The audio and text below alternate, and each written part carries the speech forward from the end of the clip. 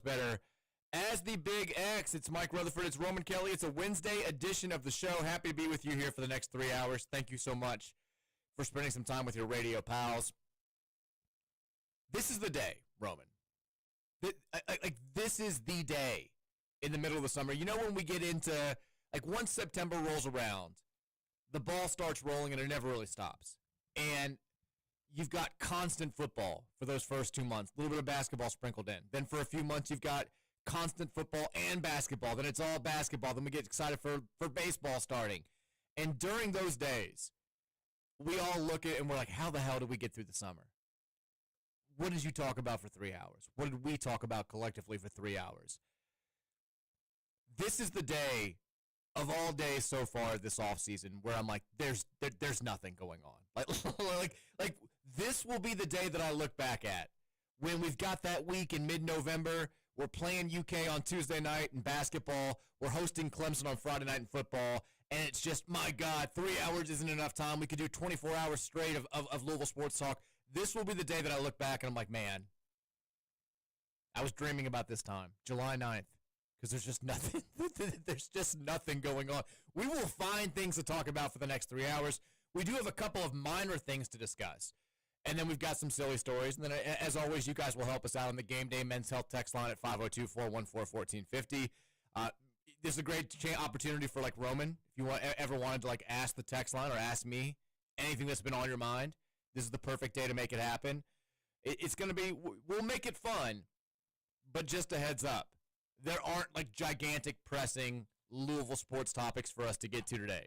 So if you're hoping for that, you might be a little bit disappointed. But you'll never be disappointed with what we wind up getting into. And that's kind of a good thing, Mike. It's tough for us. Okay. But I think it's a positive at the end of the day. Explain your position. Because here's what I'm thinking. There's no direct negatives that we're feeling about any team at Louisville right now that is impacting how we view what's going to happen going into the next season for them. So it's the classic summer college because sports. We're good across the board. You're saying no news is good news. No news is good news. So what happens when you're good across the board? So what happens when you have an elite athletic department? We don't need a coach getting arrested for DUI and having that to talk about, or a player defecting. Players speeding. Exactly. None of that. That's we've been fortunate the past several weeks. We've actually had really good news to talk about with Michael Brown doing what he did at the FIBA tournament, with some good football recruiting nuggets, with some just kind of fun stuff going on with the program. Yesterday talking about Sanana Fru being good to go. But typically, when you're talking about early, mid-July, you don't want any news. You quiet is good, especially when it comes to football, because they're not really doing anything right now besides gearing up for fall camp. So you kind of want everybody laying low. Yep. I like that take. I like where your head is today. You're locked in today. So we have to be what Louisville sports talk about. We are what Louisville sports are. Let's create the news. Who can we take a shot at today that's headline worthy? Just pick anybody. Mark randomly. Stoops. Well, I mean, come on. Take a run at. Kevin Harnett. Pick somebody out, Roman. Start a media feud. Get the people talking. Why do you hate Matt Jones? Do I start the Matt Jones can't beat me in basketball? Ooh, I like that idea. He's got a few inches on you. He's tall. Does he golf? He's good at golf. I've seen his swing. It's not great, but I've heard he's pretty good. Well, it still might be worth it for the sake of entertainment, but if he's definitely will beat me, then that's kind of pointless. You're right, Mike. We got to create the entertainment. We've got to create the news. Just say you could, take down Mark Ennis at putt-putt. Guarantee it. Challenge him to a match. Challenge him to a duel. Challenge him to a fencing contest. Get those eppies out. I need to get this college football game in. That's a great idea, because Matt McGavick's out here talking a lot of noise. We could stream together. Call out McGavick. Both of us stream with our cameras on, go crazy, hit each other with the mics on. But you got to set the you got to set it up like a boxing match or an MMA deal where I hate Matt McGavick. This is not a joke. I actually, if I had a chance, I'd kill him. I'd push him. I'd throw him off the 2nd Street Bridge. And then everyone's like, oh my God, these guys despise each other. I've got to watch them play video games against one another. This is what we've got to do, Mike. I think you're right. I think this is how we make the news. There it is. Roman Kelly just said that he wants to kill Matt McGavick. Literally. and he'll settle for a football game of the video game variety. Boom, write it in the headline. Brooks Holton, put it in the CJ. There's your headline for tomorrow. Brooks, I don't think you can beat me at chess. Oh, I bet Brooks Holton's good at chess. I bet he is too. He's a manual guy. He is. They're all good at chess. It's in their DNA. He could beat me blindfolded. Probably could. Roman, how are you, buddy? How was your Tuesday night? How's your Wednesday been so far? Tuesday night was good, Mike. Got the Honda Pilot fully functional. It's driving straight. When I take my hands off the wheel, it goes straight and doesn't veer left anymore. Okay, I feel like this is like the third day in a row where you've said that like you're done with the Pilot stuff. Well, and it's good to go. I kept going back and telling them, hey, this isn't perfect. Make it perfect. I'm telling you, it's not going to happen. They made it perfect. You're going to be talking about this Pilot when we do have that week in November where it's Clemson and Kentucky week. My alignment's good. The car's not making any noises. I'm feeling good about the Pilot. It's the smoothest drive I've ever had. I feel like I've entered into a new tier of life, even though Big Dad, Cool Dad is quite literally the reason I'm still driving to work. Wait, why are you blaming Cool Dad? No, I'm saying like I'm he helps you out. Thinking Cool Dad. Oh, gotcha. Cool Dad was extremely cool about helping me get car parts. Gotcha. But yeah, feeling good about that, Mike. I can take it off the to-do list now of stuff that I've got to. It's out of the mental stress now, which is really the key here. It made me realize that like I hadn't really been focusing on anything, so didn't have anything extravagant. But I'm excited to get into the books that Bill Emerson sent me. I'm excited to maybe find get into some sports documentary watching here before. Obviously, I've got to watch this game tonight for our homework tomorrow. Yeah, again. We're doing Rewinder series. Our first Rewinder show of the summer is going to be tomorrow. During the second hour of the show, we're going to be discussing Louisville at Cincinnati football from 2013, Teddy Bridgewater's last season here. Watch it tonight if you haven't watched it already. We'll discuss it. Keith Artoff, am I saying his last name right? Artoff. Yep. A.K.A. Producer Keith is going to be in the house. He was at the game back in 2013. He'll discuss his experience. You've got 24 hours. It's like it's a threat. You've got 24 hours, or else you're not ready. Whole letter grade. You're not going to get the inside jokes that we have talking about the commercials on that broadcast. It's going to be great. Anyways, sorry, didn't mean to interrupt. But that's it. I just finally can get back into what should be your summer sports media mindset kind of a thing of just anything that isn't your teams that you want to acknowledge sports wise. You pay attention to it, both live and like movie documentary stuff as well.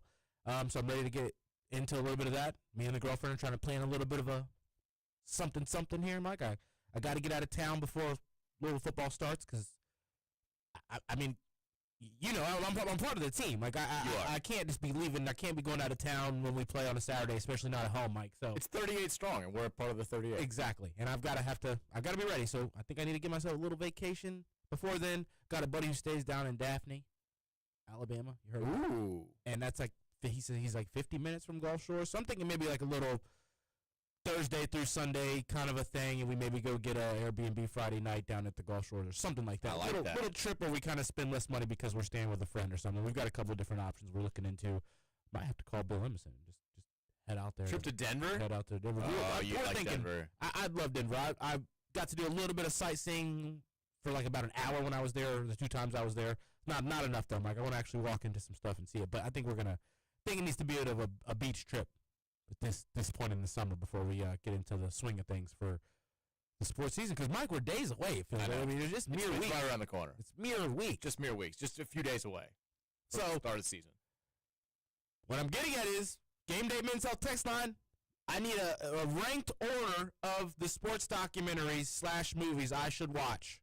Give me 4. Give me your 4 top-rated documentaries and movies for me to look into, obviously after tomorrow, because I've got homework tonight. I can't watch them tonight, but I want to get into some sports docs, Mike, and get back into that mode before we've got to do all things U of L. Can I give you mine? Of course. Because I'm a big sports doc guy. Well, let me write it I love down. that we're just putting the text line to work. I can't wait till like 30 minutes from now when we're already out of it. We're like, all right, start sending in your projected starting 5. It's going to be 2.5 hours of just starting 5 discussion on the show today. What did you talk about? I didn't get a chance to listen. I was running a little bit late today. I was on the phone. What did you talk about on Running with Roman? Big X, Big Bets went 3-0 last night. Hey-o! Talked about that. Talked about NBA stuff, Shea getting the cover, Chet getting his deal. Just not much to get at, Mike. So just You don't even know what you're talking we about. made do. We made do with what we had. You just started talking like NBA free agent. You're like, nobody's gonna call me out on this anyway. I'm just gonna say whatever I want to about the NBA. Yeah. No one's gonna fact check me on this. Start saying random stats. They're giving Jalen Williams 750 to do this. He's not even done it. He didn't even officially do it. He's the youngest player ever to win the MVP. It's like, I don't think that's right. Don't worry about it. I'm saying it. As someone who loves sports documentaries, have you seen Hoop Dreams? Well, I mean, every time you do the you can just say no. I don't think so. It's my favorite movie of all time. Forget just documentary, forget sports movies. It's my favorite movie of all time.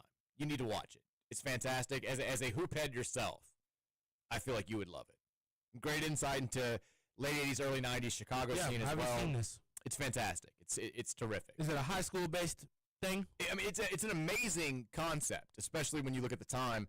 They find like two kind of like 8th grade inner city standouts in basketball. And they go in with this, of course, both these kids, they're like 13, 14 years old. They're highly touted. They've got, their big dream, is a lot of kids are, is to go to the NBA. And so they kind of their plan is to follow their quest for 5 years through the end of their high school career. So they both get recruited to go to St. Joseph's High School, which is this big Catholic, mostly white high school where Isaiah Thomas played, and they follow both kids for 4 years. The documentary is like 5 years in the making. And this is real. Yeah, it's documentary. You asked for documentary recommendations. I don't know. Yeah, as opposed to those fake documentaries that are out there. But it's fantastic, and I know it's long, but the time does fly away. It flies by. It's fantastic. I love the original. Have you ever seen The Endless Summer? Nope. It's surfing, which sounds like I love surfing. You'll love this movie. They did a remake in like the early 2000s, I think. It's good. It's not as good. The original Endless Summer, which I think is from like 1968, is once you start watching it, you'll get hooked. It's fantastic. Senna, I love Senna. Documentary about Ayrton Senna, who is the one of the greatest Formula One drivers of all time. That sounds kind of right up your alley as well. I've seen this one. Oh, you've seen Senna? Yeah, the 2010 one. Yeah, very, very, very good. When We Were Kings is about Muhammad Ali and the Rumble in the Jungle fight against Foreman. That's one of those ones I've been in the room when it's been on, but I don't know anything about it. Oh, it's so good. And then, I mean, I'm not going to recommend like a Ken Burns thing for you because baseball is very good, but it's very long, and if you're not interested in baseball, it's kind of boring. So let me think of the fourth one. Those are all documentaries you've just given. These are all sports documentaries. Is there a movie? You want like a movie? Both, Mike. I need both. Well, if it's like famous movie, like sports movie that I should watch in the position that I'm in. Can I give you a baseball one? Since I've said it before. Yeah. 61 is fantastic. I think 61. it's the most underrated baseball movie. I mean, Bull Durham's great. Field of Dreams is great. Like all the other for whatever reason, 61 does not get the love that I feel like it deserves. Billy Crystal produced it. Barry Pepper plays Roger Maris. It's all about him breaking Babe Ruth's home run record in the summer of 61. Him and Mickey Mantle battling it out. It's fantastic. Very, very good. I'll look into 61 too then, Mike. Those are your recommendations. Thank you. I started watching because the Reds suck, and I refuse to. I mean, I can't do it anymore. We got back from a walk. It was actually like not burning hot outside, so I'm like, all right, let's post up. Let's enjoy the outside weather. Let's go to the back porch, flip on the game, and I watched the Marlins just slice ground ball single after ground ball single to score 7 runs in the second inning against Nick Martinez, and it's embarrassing. Very embarrassing. So this is why we don't talk about the Reds on the show, and it's why I refuse to say that the Reds are back when they go on these like 2 games. I mean, we maybe have to be sellers now at the deadline because we can't beat the fish. It's pathetic. My goal was to take 5 of 7 this week from the Rockies and the Marlins. We got to win 5 straight now to make that happen. It's pathetic. So flipped off the Reds game. Watched the first episode of the quarter, or part of the first episode of the Quarterback series, season 2. I didn't watch the first season. I meant to. Never got around to it. But Jared Goff's on this year, so I've got to watch it. And they've already got some good Jared Goff stuff. I'm excited to watch the rest of that. The only problem is my wife and I have gotten hooked on a new show. Her more than me, but I'm watching it. I don't know if anybody listening has watched The Gilded Age on HBO Max, formerly known as Max, previously before then also known as HBO Max. And it's it's definitely more geared towards. It's like an American version of what was that show that was on BBC? That was like the British show. I watched that for a little bit, and then I finally checked out. Whatever that show was. Downton Abbey. Downton Abbey. Thank you. It's like an American version of Downton Abbey. These like super rich people in the Gilded Age in New York City. Like what time frame? Gilded Age? The Gilded Age. Okay. So like post-Civil War America. Like I think it's set in like the 1880s. I want to say it's like 1882, 1881, somewhere around there. But it's here. It's in New York City. Yeah. Ooh, that's kind of up my alley. It's not bad. It's definitely Are entertaining. they like betting on horses and stuff? No, they're just more like high society. Like just like she wore the wrong hats and getting all upset about it. But there's classic drama, classic scheming. Very rich people doing very rich things in the 1800s. Political stuff too. Some political stuff for sure. A few mentions of Rutherford B. Hayes. There's a Bingham mention in the last episode. I don't think it's based on the Binghams from here, but it's entertaining. And Mary is very hooked. I'm kind of hooked. So we're watching that. So I've got to like save my viewing of Quarterbacks, the series, until after she goes to sleep. I'm also trying to finish Ken Burns' Civil War, and I fall asleep after 15 minutes every night when I try to watch it. It's taking me like 5 weeks to get through 4 episodes, so we'll eventually get to all that good stuff. But I'm excited to watch more of Jared Goff in the Quarterback show. Buddies, a couple buddies of mine started. They're saying it's really good. It is very good. I didn't watch the first season. I watched a little bit of the wide receivers season because they had Amon-Ra St. Brown, and that was very good.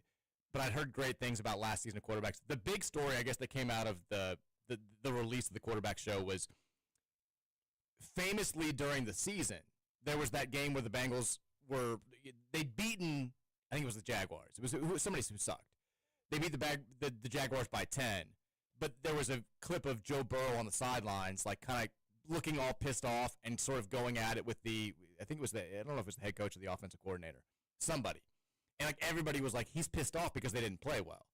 And this isn't like a back and forth where he just like hates the coach or he's having and he's mic'd up for all this. And that's exactly what happens. So the clip's out now where he's like, we bleeping sucked today. Like we jumped off sides like 8 bleeping times. And Zach, he's like, you gotta celebrate the wins, Joe. And he's like, bleep that. He's like, to hell with that. And it definitely made me respect Joe Burrow more. I enjoyed the clip.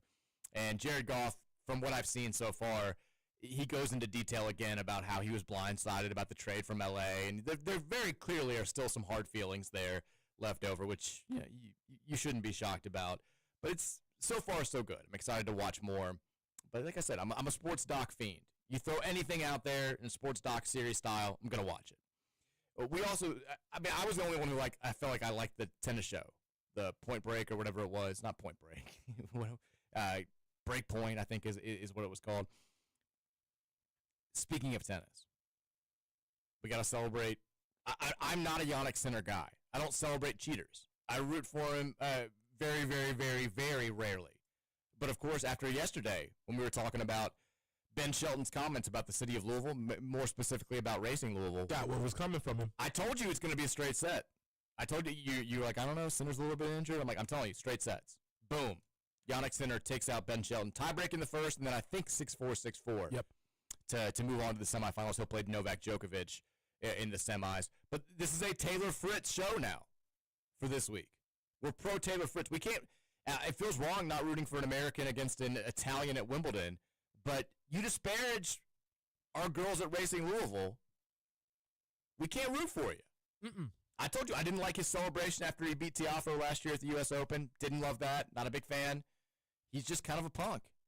And now he's coming after our city. He's an enemy of the show. He's not.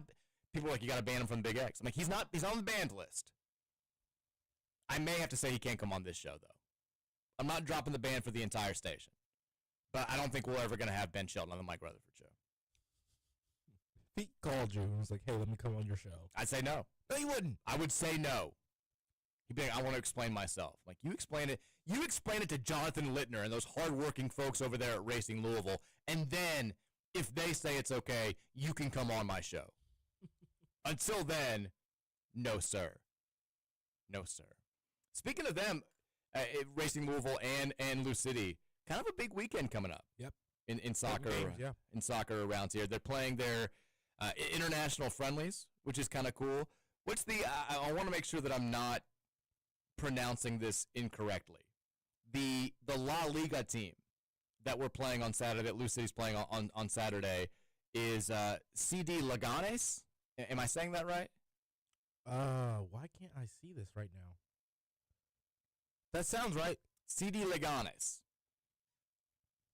It's the first international friendly of the summer. Leganes played in La Liga, which is the biggest league in Spain, correct? Yeah. And they are one of the only teams that beat Barcelona. Yep. This year. I love it. Your voice dipped a little bit there. You were like, yeah, whatever. Of course, the eventual champions there. So 8 o'clock on Saturday, we got Lou City versus a top-tier Spanish team that took down Barcelona this year. Now, people are, well, they're not sending their whatever. It's still a big-time international deal. If you want discounted tickets, go to loucity.com/Card Chronicle. You'll get discounted tickets there. You can also find discounted tickets for Sunday's Racing Louisville match against Lexington SC. It's a friendly. It's an exhibition. But we still got to remind these ladies who owns the state. It's our state. Let's take them down. 6 o'clock is going to be the kickoff out there at Lynn Family Stadium. If you want discounted tickets there, racingloufc.com/Card Chronicle. Boom. But kind of cool, though. We have yeah, Leganes come into town. I didn't know that. And then I think later in the year we're playing I saw that one. A Premier League team. Yeah. For the first time, which is going to be cool. They're stepping it up. I love that. I mean, look, Lou City. We had a perfect month at home last month for Racing Lou and Lou City. They're stepping it up in a large way. We've also got the ISCO gets going tomorrow. The Scottish Open gets going overseas. Who's your Scottish Open pick, Roman? God, we are dipping low already. First segment of the day. Shane Lowry. Okay. Are you just saying that because he's Irish? Yes. Are you even 100% sure that Shane Lowry's playing in the Scottish Open? Surely he's Irish.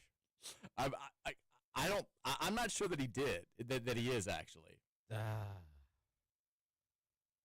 The big talk, Roman, over there across the pond, is Rory's hair. He's got a dramatic new hairstyle. What is it? How can his hair even be dramatically new? Don't worry about it. That's like, never mind. Like me? You can say it. What if I just grew it all out in the back? Like Mike, somebody said Mike's growing a fro. Did you see? Well, what do you mean? He basically just shortened it up because he's going gray a little bit, and it's very short now. I'll be perfectly honest, it doesn't look great. It's kind of like a Mr. Bean haircut. Very short, but it's also gray and receding. It's not the right look for him. It looks wrong on him. I don't even know what was going on. We were in my daughter the other day was playing with her toys on my head, and she's like, "They're going through the prickly forest." I was like, "Oh, it's a tough look for me." Let's take a break. When we come back, we have a showdown in the least cool person tournament to talk about today. I want to get the text line's thoughts on this. 502-414-1450, and then maybe we'll talk starting lineups. Who the hell knows? It's the Mike Rutherford Show presented by United Mechanical, 1450-96.1 Big X Sports Radio.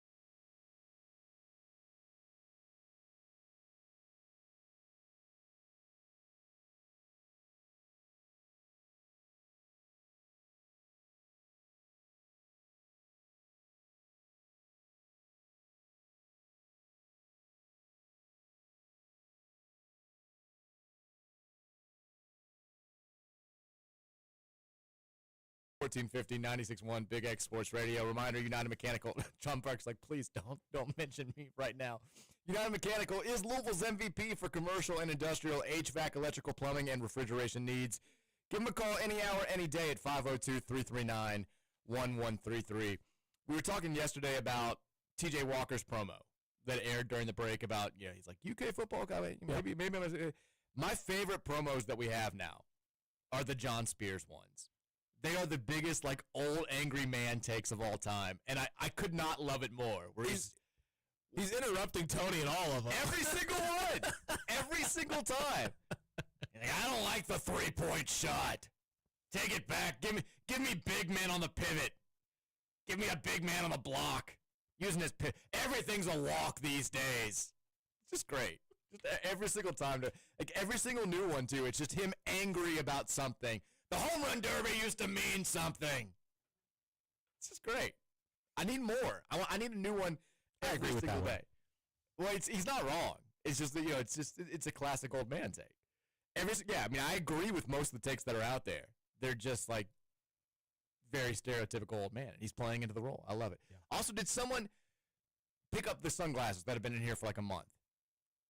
Have you seen this? There's been a pair of sunglasses that have been left in here in the studio, like since I got back from vacation. They were here the first day that I got back from vacation. I just assumed Tony Burke is the guy who leaves everything. Tony Burke, every time when they were doing the show at 2, pretty much 75% of the days where I came in here, Tony was like, he left his water, he left a jacket, he left something around here. So I assumed they were his. And then Roush was like, no, those were actually here all last week. And then they proceeded to sit here for a month.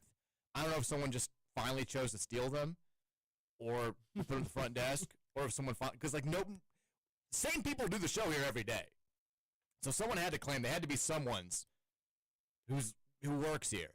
And yet they were there yesterday? Yeah, they're gone today, finally. And now there's a new bucket of Kirkland signature peanut butter pretzels right here.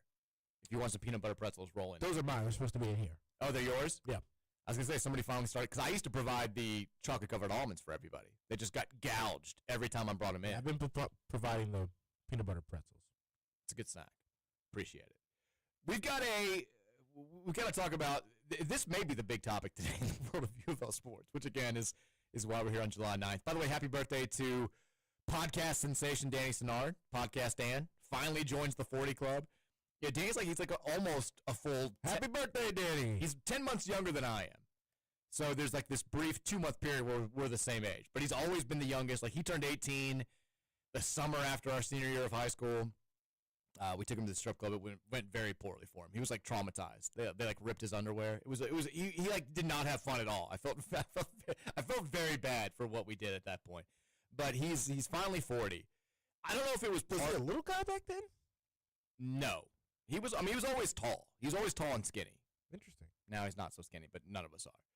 So I don't know if this was part of his 40th birthday, but he texted me and a couple other buddies last night and was like, I got invited to take a behind-the-scenes tour of the Ohio State football stadium. Should I do it? I was like, yeah, why not? It's Ohio State. They're reigning national champs, a lot of history. Check it out. Go out there.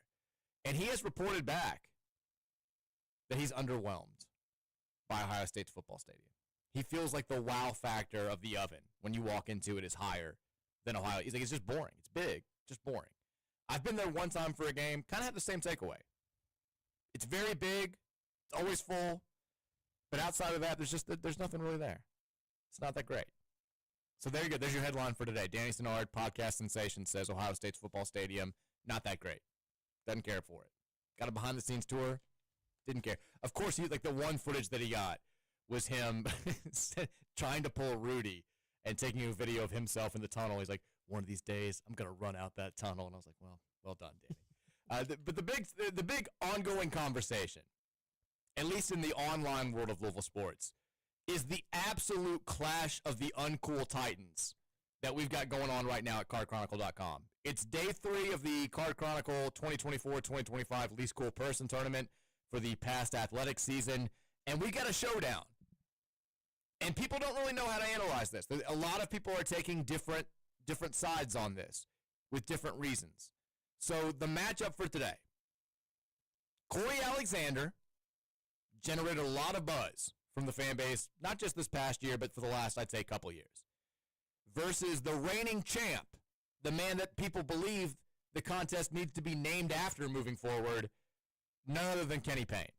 Corey Alexander, Kenny Payne. Now, I felt the need before I started writing about this on the website and putting the poll out there to remind folks, the measure of one's uncoolness for this specific contest is limited strictly to things that took place during the 2024-2025 athletic season. This is all about the past year.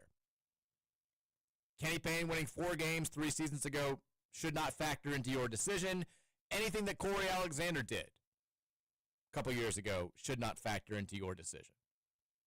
However, the past did affect some of the uncoolness that took place from the past year. So Corey Alexander, just as a recap, I mean, he called like 55,000 U of L games this year, it felt like. You know, aside from like the direct stuff that bothered us specifically, he sucks at his job. Like he's never said anything insightful. He messes up everybody's name. He misdiagnoses everything that he calls. He's just not a good basketball analyst. If that were, he's far from alone in that respect. So like that wouldn't be enough alone to get him on this list. The thing that I think irked Louisville fans at the beginning of the season was he called a bunch of ACC games. He never once acknowledged the fact that the previous year he had basically called every Louisville fan who thought that Kenny Payne deserved to be fired for winning 12 games in 2 seasons. He basically was like, you guys are dumb. You guys are insane. If you can't see that he's got this thing on the right track, then you don't know basketball. He's one of those guys. Like, you don't know ball if you think that this is unacceptable, going 8-24 this year and 4-28 the year before. And clearly was very wrong. Louisville hires Pat Kelsey. Pat Kelsey, in a snap of a finger, turns the entire program around. So Kenny Payne, by the time he calls his first Louisville game in ACC play, like, we're nationally ranked. And he never once acknowledges, like, hey, all of that stuff that I said throughout last season, I was wrong.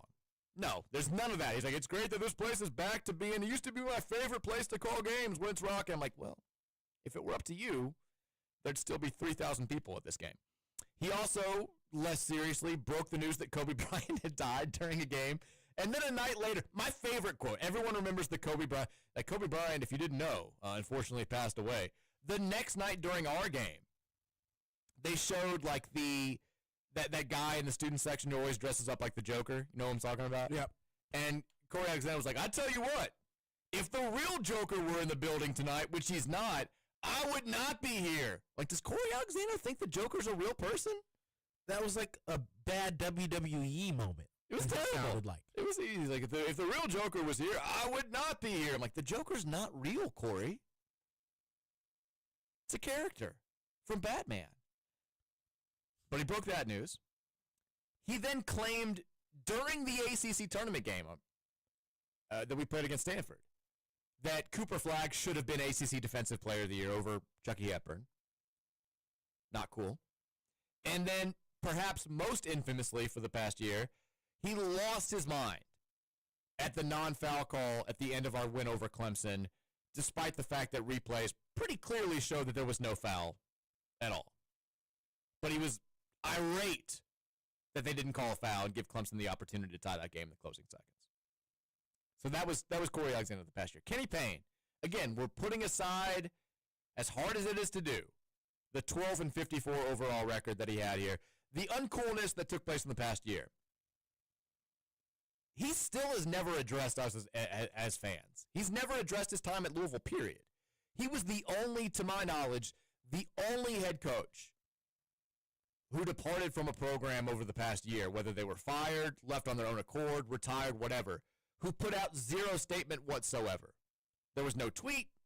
There was no classic, like, I love Louisville, I still wish nothing but the best for the program. There was nothing. The only he did like a podcast interview, and it was all about Arkansas. And then he talked to Rick Bozich about Shai Gilgeous-Alexander. That's the only thing that we've heard from Kenny Payne over the past year. Perhaps the thing that grates people the most is that in 2024-2025, and this is why I think that he's eligible for this tournament, during this past athletic season, he was paid more by the University of Louisville than the ACC Coach of the Year in Pat Kelsey was. And he's going to continue to be paid handsomely by U of L for the next 2 years. On top of that, he was the highest paid assistant in the history of Arkansas basketball, making $900,000. So you can make a case for both these guys for very different reasons. If I had to ask you who you lean towards in this uncool off, who do you go with?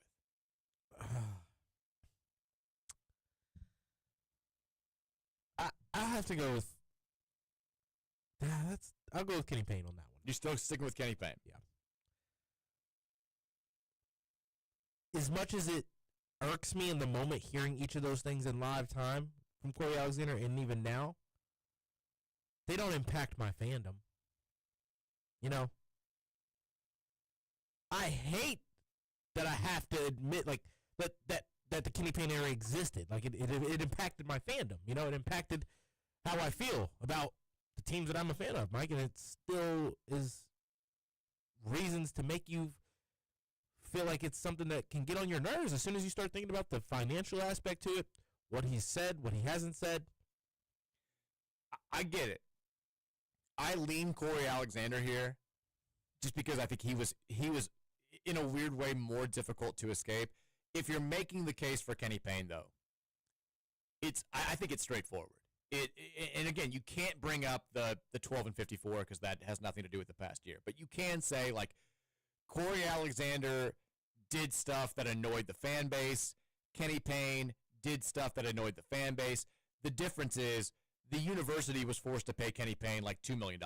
Corey Alexander got no money directly from the University of Louisville. Like, that's the case for Kenny Payne, I feel like. One is supposed to be super respective of where he just coached and be always saying positive things about him, you would think, based on the opportunity that you just got here. Can I give an absolute galaxy brain take for why Corey Alexander deserves this? Yeah. Again, we're just talking about the past athletic season. Yes. If Kenny Payne had not been so bad at his job while he was here, winning 26 games last year and being an 8 seed in the NCAA tournament wouldn't have been nearly as special. In a weird way, that's the coolest thing that he did. He gave us that gift of setting the bar so low that Louisville basketball, one of the, wherever you have them, 10 best programs in the history of college basketball, their fan base was over the moon about a season where we were an 8 seed in the NCAA tournament. It's only possible if you have someone who's as bad as Kenny Payne was. He made this season, he played as much of a role as anybody in making this past season so enjoyable. Do you buy that take? A little bit, I do. I'm just saying. If this were last year, there's a reason why last year we didn't even have a tournament. And the tournament wound up becoming just Kenny Payne things, which, by the way, may have been the greatest, least cool person tournament of all time. There's a reason why if he had been eligible for nomination 2 years ago, he would have won in a landslide. I feel it, Mike. I understand it, and I agree with it, but it also kind of sounds like when you get stabbed so long and then you go without getting stabbed, it feels great. It feels so good. It makes a whole year span of no stabbings. It's true. Amazing year. It's absolutely true, though. Like, if we hadn't been stabbed those 2 years straight, every day, not getting stabbed this past year would have felt cool. It's so funny that you bring this up too. So I don't know how I ended up in this position yesterday. My kids stumbled upon a YouTube video on YouTube Kids that was like every sad moment from Disney movies.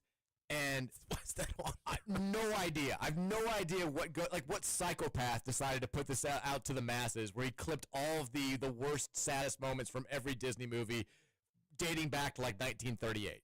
But my kids and my niece desperately wanted to watch. I have no idea where this macabre interest, this macabre fascination they had with this video came into play. But I let them watch a little bit. I was like, I need to watch it with you. And if it gets too sad, and they were watching it and they were like, and I knew that Virginia was going to have a million questions after this. She's very inquisitive. It's one of my favorite things about her. But the other two were just kind of like, they were like, I'm not sad. This is kind of, it's interesting. But Virginia had all these questions about why you would have sad things. And so I spent a healthy chunk of my evening last night, Roman, explaining story structure to my 5-year-old daughter, where I'm like, the basic plot line of most stories is you've got this person, they're in okay situation, something bad happens to them, and then at the end of the movie, something good happens, so they're at even a higher level than they were when the story started. I'm like, does that make sense? And she's like, kind of. And then I'm like, like, what's your favorite thing to eat? And she's like, pink donut. And I was like, imagine you had a pink donut every day for a week. When you had that pink donut at the end of the week, it wouldn't taste as special if you'd had to eat dirt the whole week before you ate the pink donut. And she's like, well, why would I eat dirt? Like, I'm like, it's beside the point. I'm like, it's something bad. Like, I'm trying desperately. I'm like, you're too young to be having this conversation right now. But it's so funny that you bring up if you've been stabbed every day for 2 years. That's basically what I was trying to tell her. I'm like, you need highs and lows to really cherish things. You need highs and lows to tell an interesting story. If it's all bad, if it's all good, it's a boring story. Nothing happens. To teach your 5-year-old the trials and tribulations of a story, Mike. I know. And then I'm like, unless you're Franz Kafka, in which case your stories are basically like you're bad, something even worse happens, and then you become a butterfly at the end. You become a giant cat. And she's like, what? Who's Kafka? But like that was how I spent my Tuesday evening. The joy of parenthood. Is John not involved with this? John couldn't care less. John is just like he's blissfully unaware. I mean, he's 3 also, so I'm not going to hold that against him. John also just howling about everything these days. He gets his cast off now, and he just wants to complain about everything. I don't know what to do with John. He's okay. He's 3. I'm desperately waiting for him to turn 4 so he can get out of this mode. Anyways, but like your point there is kind of the same that I was making to her. You have a heightened level of satisfaction when you've gone through a period of extreme lows. So in a weird way, Kenny Payne made last season possible. And that's why I'm choosing to vote for Corey Alexander. Corey Alexander's got no... There was nothing that Corey Alexander did that heightened our enjoyment of the past basketball season. In fact, he was one of the few things that kind of made it annoying, where I had to mute games because he was so bad. Yeah. Try to take away from us at every step. So I'm going with Corey. Now, the vote is very tight right now. We've got, it looks like 55% Corey Alexander, 45% Kenny Payne. It's still anyone's ball game. So if you want to vote, go to carchronicle.com, click on the story. There's a poll at the bottom of the story, and you can vote there. We got one quarterfinal matchup left. Half of the Final Four is set. ACC tournament officials romped over Duke basketball Twitter yesterday. I expected that. I think 74 to 26%. And then, as we talked about yesterday, the injury bug. Controversial victory over the Stanford game, 53% to 47%. Tomorrow will be our final quarterfinal matchup. Check out cardchronicle.com early tomorrow afternoon to get caught up there, to figure out what's going on. Roman, what do you make of, I want to ask you about, one, people are all up in arms about Angel Reese being on the cover of the new NBA 2K WNBA edition. Yeah, I figured you'd bring this up. Do you care about this at all? Little. Okay. A little bit. Positive or negative? Negative, I guess. Okay. You don't think she belongs? No, Mike. And I don't think, I think she's one of the handful of most exciting players in college, in women's basketball right now, across the board. But on the flip side of that, there has still also been a lot of, negative controversy with different on-court things, off-court things, off-court basketball-related things, off-court just comments. And I feel like it's just kind of fuel to the fire of the debate and controversy over this and that with Caitlin Clark. And they're trying to capitalize on it. Put them both on there then. Oh, but then you can't use one next year. That's the thing. You're right. But Juju Watkins is going to deserve it more next year anyway. You think she'll go? Well, no, they're not going to put a rookie on there. I don't think. I mean, she's got 3 years left of college. She'll go. wants. She'll think so? Yeah. She'll probably get paid more at USC. Probably. I think that's what you're going to see. I don't think anybody's going to jump straight to the WNBA unless this momentum keeps going because they can get paid more in college. But I think she wants to play at that level though. But you're probably right. But I just think that adding to the controversy, adding to the debate with those two, I guess that's maybe the point. Like any publicity is good publicity. Oh, that's absolutely why they're doing it. But at the same time, I would have put Caitlin on it this year and Angel on it next year. You got to put the most exciting player in the sport on there right now, Mike. You'd think. But they go. Look, Angel Reese reigning WNBA Player of the Month, though. Maybe they're just trying to capitalize on that. Speaking of NBA, did you see that the Emirates? Did you see her isolation? Did you see her call for the iso? Yeah, I did. I saw the clip going around. It's hard to miss. I mean, Angel Reese content, even if you have no interest whatsoever in her or the WNBA, I don't think you can avoid it at this point. No, it's everywhere. It's everywhere. Sports content on your stuff, you're going to see it. No question about it. Which I didn't know that Emirates was sponsoring the NBA Cup, but I guess they are. Did you see that the groups are set, Roman? Just now, this news broke about half an hour ago. Oh, no, I was going to say, where'd you see this? Your Lakers are in Group B in the West. Where is this? Chris Haynes? Oh, it's everywhere. It's everywhere, Roman. They are. You got the Grizzlies, you got the Pels, you got the T-Wolves, and you've got I don't even know whose logo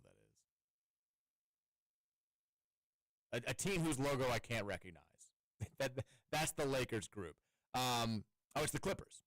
So you've got Lakers, Mavs, Clippers, Grizz, Pelicans. Your thoughts there? Lakers, Mavs, Clippers, Grizz, Pelicans. I like it. There's some box office there with obviously the trade. You knew they were going to put the Mavs in there with the Lakers. Anytime that they can, of course, create an extra headline with teams, they're going to. Luka's ex team, Cooper Flag, new pick, the number 1 overall pick. I like it. I also think this is a group we can get out of. So I couldn't care less about the NBA Cup. I'm sorry. I think it's cool to see them try a little bit harder at that point in the year. I don't care about who wins it, but knowing that basketball that you're watching is just a little bit more intense feels good. My whole timeline, by the way, is just like soccer right now. Good. That's what it should be. PSG versus Real Madrid. Yeah, it just got postponed and started. Asensio. I have no idea who Courtois is. Courtois apparently had a banger goal. A golazo. No, he didn't. He's a goalie, Mike. Oh, well, then he didn't. I just saw Out of This World, and I saw his name. Must have been an Out of This World save. But they're already losing 2-0. Great save. Goal in the 6-minute, goal in the 9th minute. Real Madrid's about to lose here. Well, I say that. Let me not say that. I've watched them. They'll go on to win this game 4-3. You know what I mean? Maybe that's why he's trending. There's too much soccer. I read a story in The Athletic a few weeks ago about, is there too much soccer? Because all these guys, it was, of course, based on the fact that no American superstars wanted to play in the Gold Cup. And it was is there just too much soccer? I think there might be too much soccer. Just playing too much. There is such a thing as too much soccer. Agree, disagree? I disagree. I don't think there could ever be too much. Okay. That's fine. Anyways, go vote in the Least Cool Person tournament. The polls are open for another, I think, 22 hours, I believe. I also want to give some congratulations. Danny Cruz, we mentioned Lou City, big friendly this weekend. He is the USL Championship Coach of the Month. Rolling along. Lou City had a fantastic year last year. Unfortunately, got clipped in the second round of the playoffs. Hopefully, we get the ending this year. But they're rolling right now. It's a fun time to be a USL fan. Also, the other big story that it's one of those stories. This is a huge story for our interests around here, but I think it's a simple conversation. It's not a good sports radio topic, but in the coming days, Roman, the decision, I think in the next 2 days, the decision on whether or not to expand the NCAA men's and women's basketball tournaments is going to be made. And if it does expand, it's not going to be this dramatic 122 teams. They're proposing 68 to 72 or 68 to 78, 76, I mean. So it's going to be just a handful more games. But this is a decision that, I mean, not just an overwhelming majority of college basketball fans simply do not want. Rob Doster, friend of the program, he put out a poll, and his following is basically just college basketball specific folks. And he put out a poll do you want this? Do you want tournament expansion? And it was 97% no. Nobody wants this outside of the coaches who stand to benefit the most, because making the NCAA tournament is a gigantic part of their job. Besides, and I guess the conference administrators who want to see more of their, the SEC wants their 6 and 12 teams to all make the NCAA tournament every year. It's what it is. You're not. People are well, it's gonna welcome more Cinderellas. No, it's not. It's gonna welcome in more mediocre power conference teams. like if you're an Indiana fan listening, Scoots probably is in favor of this because Indiana seems like they're on the bubble every damn year. Like Indiana fans and like Texas fans, like those are the ones who should want this. And even if Louisville was a perpetual bubble boy, I wouldn't want this. And I think it's, like I said, it's not a good thing to talk about on sports radio because I believe we're all in agreement here. It's a relatively straightforward conversation where it's like, hey, nobody wants this. Nobody thinks this is good. Everybody loves the way that the tournament is right now. I think the only change that people would like is for them to go back to 64 from 68 and eliminate the first four. And even then, like I don't mind having a couple of games on Tuesday and Wednesday. If you expand the tournament, one, it opens the door for further expansion, which will absolutely happen because people are still going to watch. It's still going to be $1 billion industry. It'll just be a little bit more cash in the pockets of folks who already have more than enough cash in their pockets. But two, it's just screwing with something that doesn't need to be screwed with. It's just you guys getting bored and feeling like you have to do something to satisfy the demands of folks who have had their needs met every step of the way for the past decade. Don't mess with it. Like this is the only, we talk about nitpicking the MLB playoffs. People, some people hated the wild card game. Now they have the expanded playoffs. Some people hate the short series. There's plenty of debate about the best postseason model for the NBA, the best postseason model for the MLB. Certainly college football playoff has been a nonstop discussion since as long as I've been alive, and people still aren't satisfied with where it is right now. The NCAA men's and women's basketball tournaments are the only major American postseason that I feel like is universally applauded. People who don't care at all about college basketball love the NCAA tournament. People who are diehard, only care about college basketball, love the NCAA tournament, and they're going to screw with it. And this will only be step one. They'll say, well, we're only adding 2 games. We're only adding 4 more games. What's 4 more games? It opens the door for a 128-team tournament 8 or 9 years down the line. And eventually it will get to a point where it does wreck the NCAA tournament, and it is less applauded. People don't want to fill out brackets with 128 teams. They're going to screw with this until they ruin it, unless the people rise up and we demand that there's no change. And we are. At some point, what the fans who make your product what it is have to be considered. Even if it's not the best thing financially for you, at some point you've got to say, we're making $1 billion off this thing. We'd love to make more. Well, that's the thing, Mike. But let's put that aside and at least acknowledge the fact that 96% of the people who follow our sport and make our sport's existence possible don't want change. And majority of that 96% is still going to watch these games and bet on them. They are, but that should be beside the point. It should be. It won't be, but it should be. That's how I feel about bowl games. I feel like you're just talking exactly how I feel about all these pointless bowl games. Yeah, but bowl games have no impact on the national championship anymore. They're essentially just exhibition games anyway. No starters play. They're cash grabs. There's no question about it. But fans do like them. Are 2 teams who don't have a chance at making the NCAA tournament? Isn't that kind of pointless too? Well, no. Making the NCAA championship game, like adding bubble teams, adding bottom half, middle of the pack teams isn't. That's not gonna. They're not gonna. Well, here's the problem with your argument, though. 2 teams that have played in that first 4, the expanded 2 teams that were like number 65, number 66, have made the Final Four. So technically, and that's part of the argument for expansion is there are other teams like that could make a Final Four or win a national title that aren't even getting into the tournament. I think the counter argument is, sure, of course it's possible. They still don't deserve to have that opportunity. At some point, you've got to earn it during the regular season. Yeah. But bowl games that are non-college football playoff, they're just for the fans. I liked watching us in the Sun Bowl last year.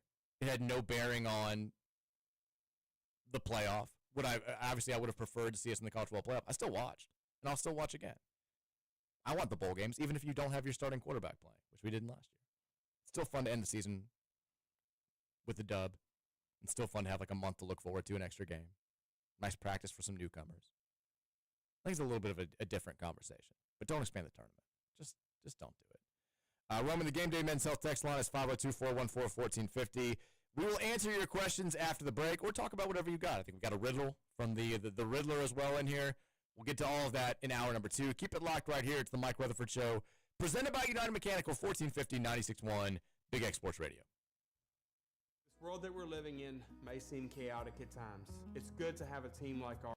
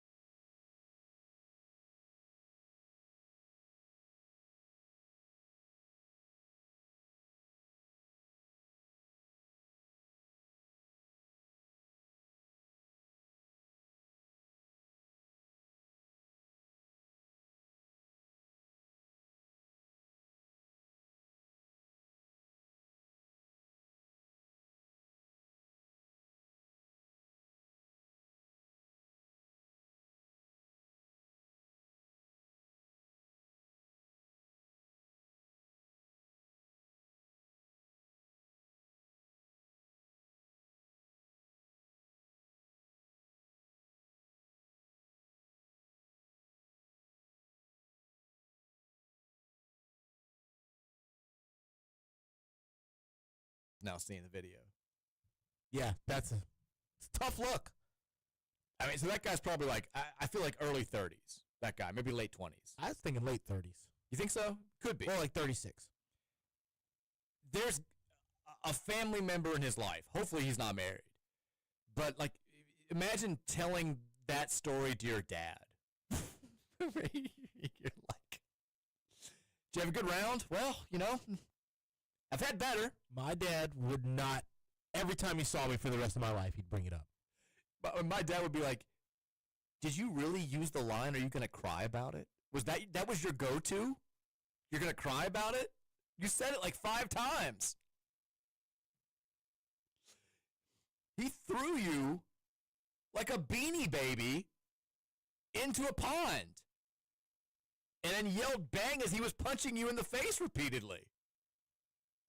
It's a tough one to sell. It's like, well, hopefully nobody sees this. Well, it's a tough look. At least he doesn't have any distinctive tattoos. Text, hey, Mike and Roman. I'm curious on the backstory of the intro that plays at the beginning of the show and how you came up with those samples that you chose. Neither one of us had anything to do with that. Trevor made that like 3 years ago. It's movies and show scenes, I believe. A lot of movies and show scenes. I think I've seen like one of them. There are like 2 or 3 that I'd never seen. One of them, I can't remember which one it is. I was randomly watching, like one of those like flipping through, like just happened to like leave the TV on a movie that I'd never seen before, and I heard the line, and it was like seeing a buffalo in the real world. It's like, oh my god, that's all. I hear that every day. I remember when I thought the end was like someone, like a recording, like she was talking about Mike Rutherford. That's once again your favorite movie, Ferris Bueller's Day Off. He's sick. He's in the car. He takes the car. I know the movie. I want to see his buddies. Replacement Riddler's got a riddle today. Lo and behold, Replacement Riddler returns. A chance to win. My pride so yearns. We will see if you guess right this week. Today's subject now, an iridescent freak. Our specimen was both frightening and big. He injected fear in opponents. He was a rig. Yellow, red, and maybe later some green, changing his routes often, off and on screen. Recognized badass, a pressuring menace, an expert pickpocket, not an apprentice. A newsworthy collision, a hit from a truck. Who does he call? Big man is up. I give you no hints to the sport in question, nor to the era, no aid in thought digestion. Look for a whisper, an echo at start and end. C. Stumped? Ask a Dave, Chris the Plumber, the Dumpers, or even PRTG. A final bar from the RR. There's no need for applause. I'm the man behind the curtain. Call me the new Wizard of Oz. Ooh. Troy Jackson. Why do you say that? Just feels right. I mean, he was big. He says he's not giving us a hint on what sport it is. But there's a lot of talk about he's a pressuring menace, but expert pickpocket is what makes me think that this is basketball. Because everything else says football. Not an apprentice. A newsworthy collision, a hit from a truck. You come on, Mike. Stack your brain out. What are some collisions on the court between a U of L player and somebody else? Well, I mean, this could also be like a wreck. So my first thought when I was reading that before I saw the pick, like Lorenzo Malden when he was here, he got in a car wreck. He was on a scooter and got hit by a car, and it was definitely a newsworthy story. He ended up being fine, thankfully, but was he? Did he average a lot of steals? He's a football player. Oh, Lorenzo Malden. He's defensive end. Definitely injected fear in his opponents. Big, frightening. Definitely like a freak. A pickpocket could also be a defensive end. Picking the player in the pocket. Yeah, but did he force a bunch of fumbles? This is him, Mike. Yellow, red, and maybe later some green. Malden played for the Jets. The Jets, yep. I think this is Lorenzo Malden. You're right. When I saw the green, I also thought Mekhi Becton at first. Because played for the Jets. He also was definitely a freak. Played he had red sports. hair too, Mike. Oh, he did. Changing his roots often. The dreads, because he had dreads. There it is. There it is. It's Malden. He had the blonde. And it also starts off, you give it away here, Riddler. You got cute at the beginning. The very first line is, lo and behold, L-O. He went by Lozo. So he did give a hint. Yeah. It's Lorenzo Malden. That's a good riddle, though. I just feel like it'd be tough to get you, Mike. I mean, the one that he had, the 3-part one, got me. I didn't get any of them.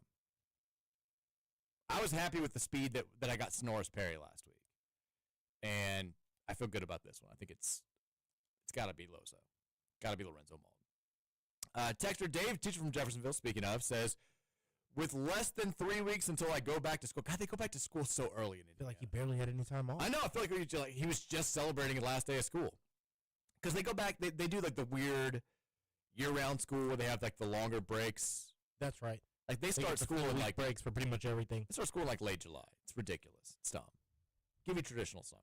We get like a 3-week break for Christmas though, don't they? It's something, yeah. And they have like a random like 2-week fall break and like a 2-week spring break. With less than 3 weeks until I go back to school, today's itinerary: college football 26 for hours, a short run, some Rutherford show while I do the dishes, then more gaming. The transfer portal is no joke on this game. It took Isaac Brown and Duke Watson.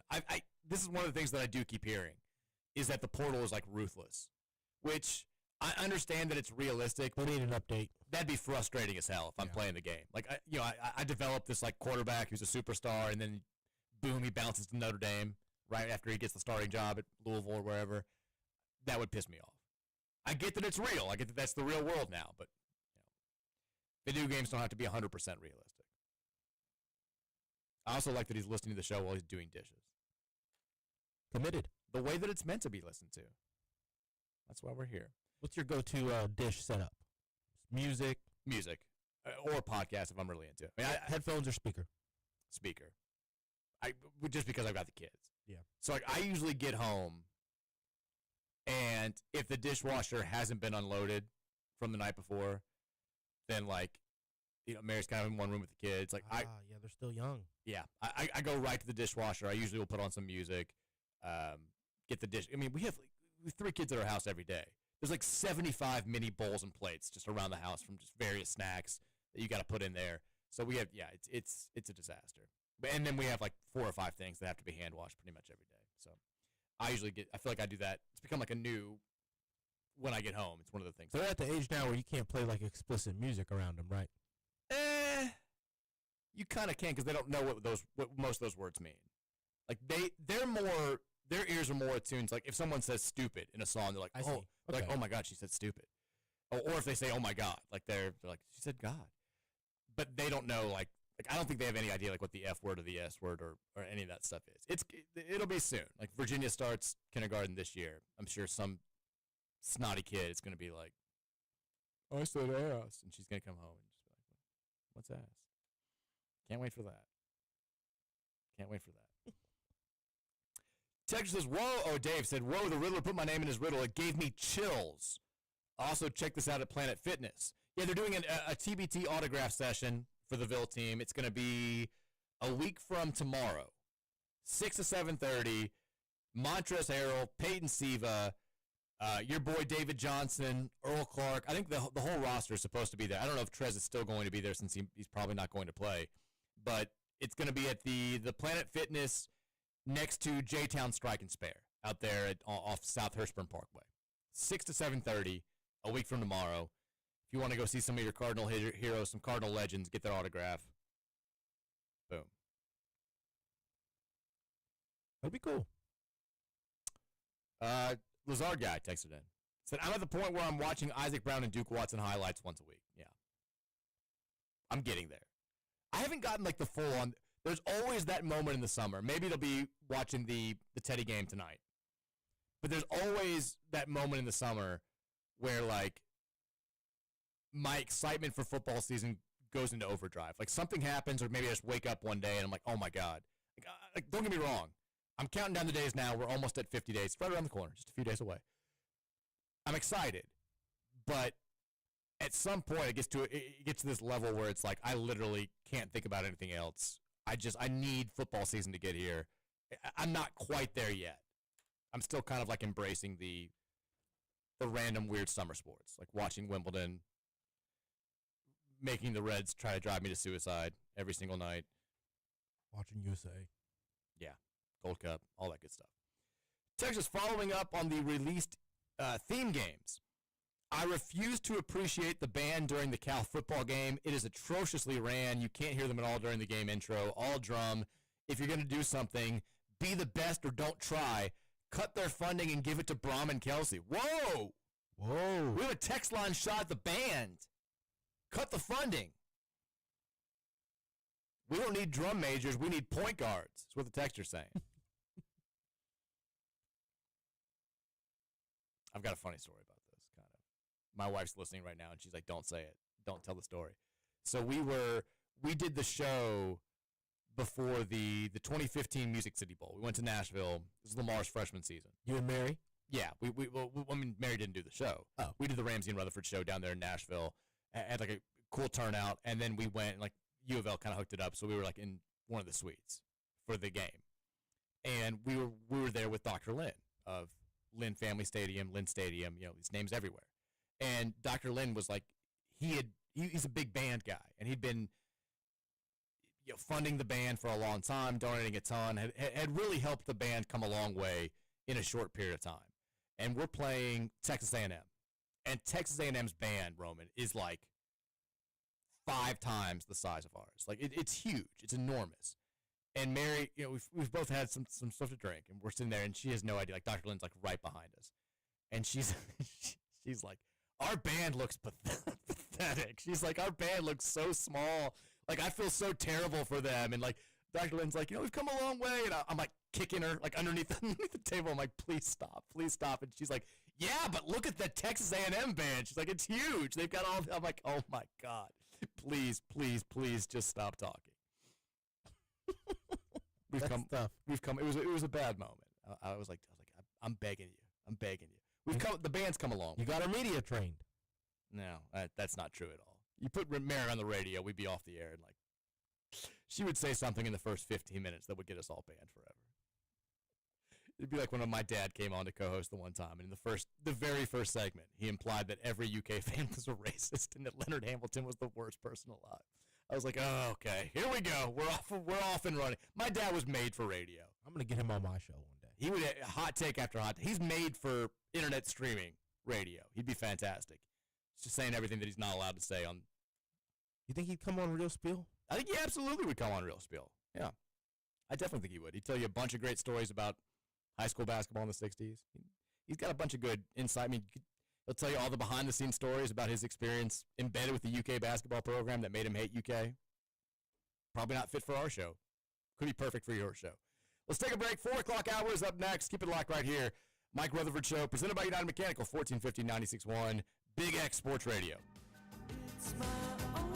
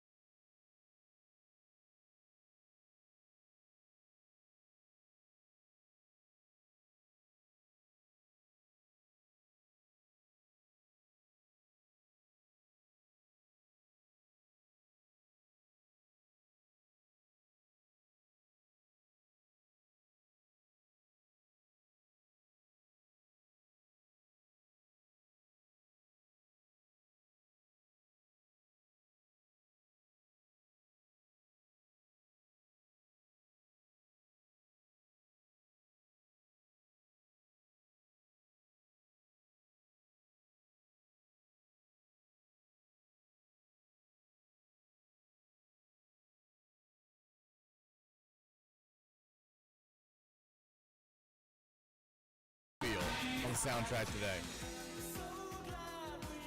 I was going for a Wacky Wednesday. It's Roman's era. Love the 80s. 80s connoisseur. What's the best thing from the 80s, Mike? Music. You think so? No.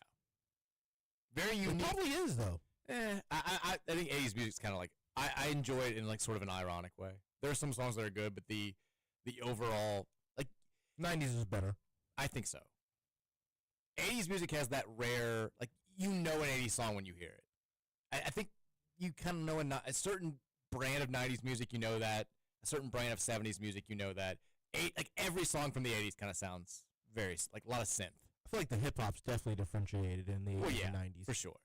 But, like, a dance club-like song, but that's not hip-hop related, like a pop song, 80s and 90s, some of that stuff sounds similar. I can see that. Yeah, late 80s, early 90s. I mean, there's always a little bit of carryover from one decade to the next. Like a lot of early 2000 stuff sounds like a lot of late 90s stuff. But 80s is very, very unique. I was born in the 80s. 88? Can't hate. 84. 84. I'm old. My sister's 88. A little bit of basketball recruiting news to kick off this 4 o'clock hour here on the Mike Rutherford Show, presented by United Mechanical. It's behind a paywall. And apparently now, like, you've got to buy The On3 thing? the On3 Rivals thing. Like, I wanted to read that earlier. If you're a Rivals subscriber, you still have to pay for an On3 subscription. If you're an On3 subscriber, you still have to pay for a Rivals subscription, even though they're technically the same company now.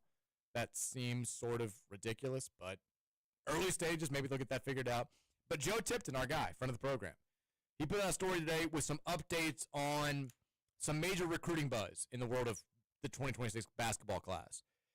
It basically said Missouri's recruiting very well. They've got a couple of 5 stars that they seem to be trending for. Said Louisville's positioned very, very well for... Who, Mike, who? It's Tay Kinney. That's what I was hoping for. It's Taylor Kinney. He is, we've been talking to Dylan Mingo as well, but Tay Kinney, it seems like as of right now, we're the favorites for. Maybe we can do this whole thing where it's Michael Brown. 6'7". Yeah, Michael Brown rolls to the NBA. We just replace him with another 5-star point guard. And then, did you see that tweet that somebody says that Louisville may be starting a trend with the Michael Brown? I feel like that's the intention. But did you see what his dad said to that? No, what did he say? He's like, I forgot the word he said, but he's like, trends come and go. We're setting the standard, I think he said. This is the standard that's being set now. Trends come and go. I liked that. Yeah, but also he's just using a different word to say the same thing. And I was like, well, one and done's also come and go. I was hoping his dad would be like, he's going to be here for 4 years. Like, just like start doing, just like lie to us. Just do that thing where, like Lamar Jackson was like, I got 2 more years here, like throughout his junior season. We're like, buddy, we know. I love that you're doing this, but this is not going to happen. Maybe most notably in this Joe Tipton story, he essentially is like, Kentucky's moving on to different recruits. Like, all of their main targets in 2026, they now are kind of giving up on. Did Mark Pope lose his fastball? Or did he never have one to begin with? A lot of people are asking this question, Roman. They wanted Tay Kinney. He went there. He made a lot of comments about how, like, U of L fans are great and UK fans are kind of weird. He probably took him to Keeneland, Mike. Imagine. Weirded him out. Made him uncomfortable. Hold this horse. I mean, still one of the greatest pictures of all time. Let me introduce you to a horse, buddy. 12 hours later, he's like, I'm going to India. There's no way I can play basketball here. Imagine a world where we get Tay Kinney and Tyron Stokes. That is, forget about this, like the talent level. The star power there is out of this world. Out of this world. I'd start saying crazy stuff, Mike. I mean, we're already saying crazy stuff. I love it. Exciting things happening on the recruiting trail for Pat Kelsey and company. Kansas also is having a good run. It seems like Indiana there's some positive things in that story about them. But basically, it's like Missouri, Louisville doing great, Kentucky not doing so great. That's your primary takeaway from Joe Tipton's story right there, which we love hearing.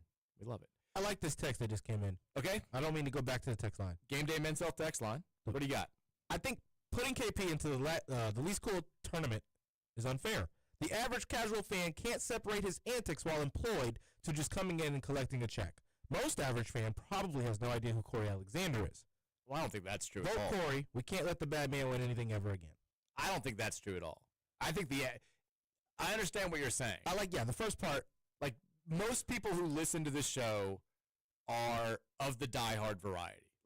We're talking about like the top 10, top 5% of fans when it comes to paying attention to every little bit of minutia. Like they know the players, they know the numbers, they know the stats, they know the officials, they know all the stuff that we're talking about. And you've got the other portion of the fan base that's just kind of like, I know most of the players, I'm watching the games, but I don't know. I think most fans, because it was so egregious last year, know who Corey Alexander is. Certainly the ones who are like voting on. I mean, look, Corey Alexander's winning the race right now. He's winning the vote. You're right. Out of people who are going to go onto the Car Chronicle website, majority know who Corey Alexander is. But I feel like there is a lot of fans out there that are in between. They're in that gray area. Like, I feel like they know the lore on last season and with the players and the injuries and Noah Waterman not being able to shoot and the fouls and little stuff that you have to know from being able to watch every single game and also being a part of maybe the reactions to that in media, either on social media or with sports talk, who probably don't know who Corey, like they don't pay attention to anybody outside of Louisville enough to know who Corey is, but they can tell you what number Noah Waterman was last year, Yeah. I don't know. I think you may be shortchanging. But then that's not I'm also realizing there's probably not a lot of those kind of fans who are typing in carchronicle.com and going to vote. So the texter's point was my same fear about putting Kenny Payne into this tournament. Yeah. That you put Kenny Payne into anything where you're voting on like uncoolness, and he's just going to win just because people see that they see red. Of course, it's why I made it a point to say at the very beginning of the post, like, we're just talking about actions from this past year. But I do, enough, because I didn't want to put him in the tournament to begin with, but enough people made the case that there was still enough from this past season, this past athletic year, that was uncool to justify his inclusion. And I kind of agree with it. The fact that he's still being paid, I mean, look, just the sole fact that Pat Kelsey was the ACC Coach of the Year, an award, by the way, that Rick Pitino never won here. He was the ACC Coach of the Year, and he was paid less by his employer than Kenny Payne was. That's incredibly uncool. I think that alone warrants inclusion in this tournament. I'm not saying that he's like, I voted for Corey Alexander. Corey Alexander right now has got a slim lead, 53% of the vote to 47% of the vote. But I understand the fear. I still think that you've got to trust the voters. What's the old the best argument against democracy is an average conversation with the average voter. I'm not doing that. I'm trusting the voters. Here's my main thing, though, why I had to pick Kenny Payne, though, Mike, of 2024 or 25 things. In this very singular moment, right as we speak, what is uncool about Kenny Payne as of 2024 or 2025 is still happening. He's being paid an exorbitant amount of money by and the that's university. impacting the program. Yeah. Like, that's why it's like, I think you can make a case. that just feels like it's just another stage of uncoolness. I agree. It's something we can feel right now today. I agree. I mean, I think the fact that he still hasn't like reached out and said anything to us as a fan base, like, I'm not saying he's like get on his knees and apologize, but there would have been it would have been nice to give like a stereotypical, like, I enjoyed my time at. He's the reason Nate Amend didn't come here, Mike. Well, we would have had more money. Could be. I'm okay with Nate Amend not coming here. I am too. I say that now. We'll see how I feel when we're playing them in November. It's 5-3s on us. That'll be tough. Yeah, then I'll get more mad. Then Kenny Payne will be back in next year's tournament again, just for that. How about this? Pro Football Focus College. They went ahead and put out a ranking of the highest graded edge rushers who are going to be playing ACC football this upcoming season. Number 1 on the list, Louisville transfer Cleve Lubin. Ooh. A 90.3 grade last year. That's a full 2.2 percentage points higher than runner-up TJ Parker from Clemson, a guy who people think could be an NFL guy. I feel like every preview magazine is just really hyping up Cleve Lubin. We didn't get a chance to see him in the spring, unfortunately. We're going to need this guy to be as good as people think he is, because if not, our edge rushing, we don't have Ashton this year. I think we've got a chance to be still pretty good in the middle. I think Renee Conger can be really good for us this year. I think Jordan Gerard can be really good for us this year. We need that consistent presence off the edge if we're going to pressure some of the better quarterbacks on our schedule into having subpar days. Got a bunch of rushing quarterbacks we're up against again this year too, Mike. I know. I do think, and this is kind of opening the door to a broader conversation, when you look at it right now, the level of quarterback play on our schedule and the level of overall offensive play on our schedule, it shouldn't be as good as it was last year. I agree. You know? Shouldn't be close, really. Like, we don't have, there's no Cam Ward on our schedule. We don't have to play him. I mean, Carson Beck maybe can be really good for Miami. I kind of will believe it when I see it. We do have to face Kevin Jennings again for SMU, who had a really good game against us last year. Cade Klubnik, overrated, saying it officially. We've got him on the schedule. But, like, Kentucky's quarterback play, I mean, hell, we may see Cutter again by the time we get to the end of the season if this Calzada kid doesn't wind up being a lot better than people think it's going to be. Virginia Tech, the offense is still a question mark. Boston College doesn't have Castellanos anymore. Virginia's offense has been an issue throughout the last 4 or 5 years, even with what's Calandria, that kid who's got a lot of ability. My point is, I hope that the problem last year, I know a lot of it was self-inflicted, the substitution stuff, the broken coverages, it was maddening. But the defense got a lot better in the second half when it just played worse offenses. It still had some breakdowns, but for the most part, it did its job in the second half of the season. My hope is that with a full season of playing offenses that look like they're not going to be as good as the ones we faced in the first 7 games of last season, hopefully the defense, despite not having a ton of next-level names, can put up better numbers overall this year. And maybe some of the areas where they're not as strong can be masked by the fact that we're just not playing a bunch of really good quarterbacks. There's no Haynes King kind of carved us up a little bit in that first game. He's first ACC game. He's not on the schedule this year. We're avoiding some big time passing threats. We're gonna have to ask producer Keith about this tomorrow, Mike. I'm good with that. See what he thinks. I'd love to talk to Keith about that. He's the ACC football guru, so he is. I'm interested to see what he thinks too. Game Day Men's Health Text Line 502-414-1450. More from you guys here on the Rutherford Show, presented by United Mechanical. Texas, it's the guy who complained about a lack of basketball team footage here. I've now seen videos of Purdue, UK, Duke, and others, and still nothing from the Cards. I am demanding footage of Michael throwing a lob to Frew now, all caps. I will not shower until this footage is released. How long will PK make my wife suffer? I love that a common theme on the text line is Louisville sports just wrecking people's wives. Just, this guy can't have sex. This guy has to have sex. But U of L is just, it's creating marital issues across the board.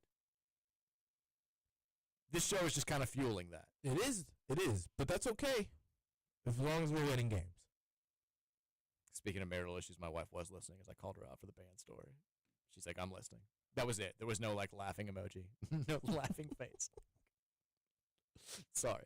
I mean, this is the second day in a row that the official men's basketball Twitter account has just put out pictures. Yesterday it was in the lab, but I'm thinking they're maybe saving it for the Cardinal commitment videos.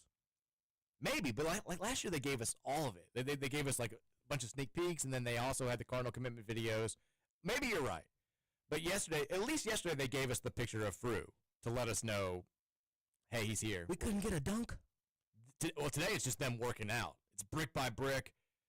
Guys just lifting weights. Now, they look yoked. Does the kids still say yoked? A little bit. They all look very strong as they're lifting weights. But jacked. I can't do anything with this, though. There's no, I need to know, who's starting at the 4 with the first team now in inter-squad scrimmages. That's what I want to know. That's what I want to see. How's Kanai's outside shot looking?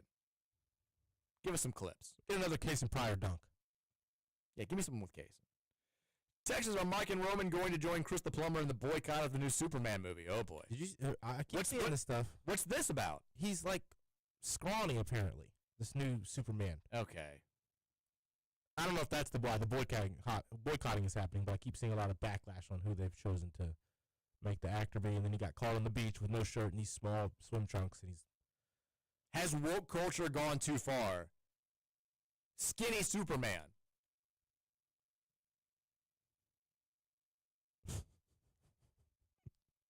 I'm going to say something controversial right now.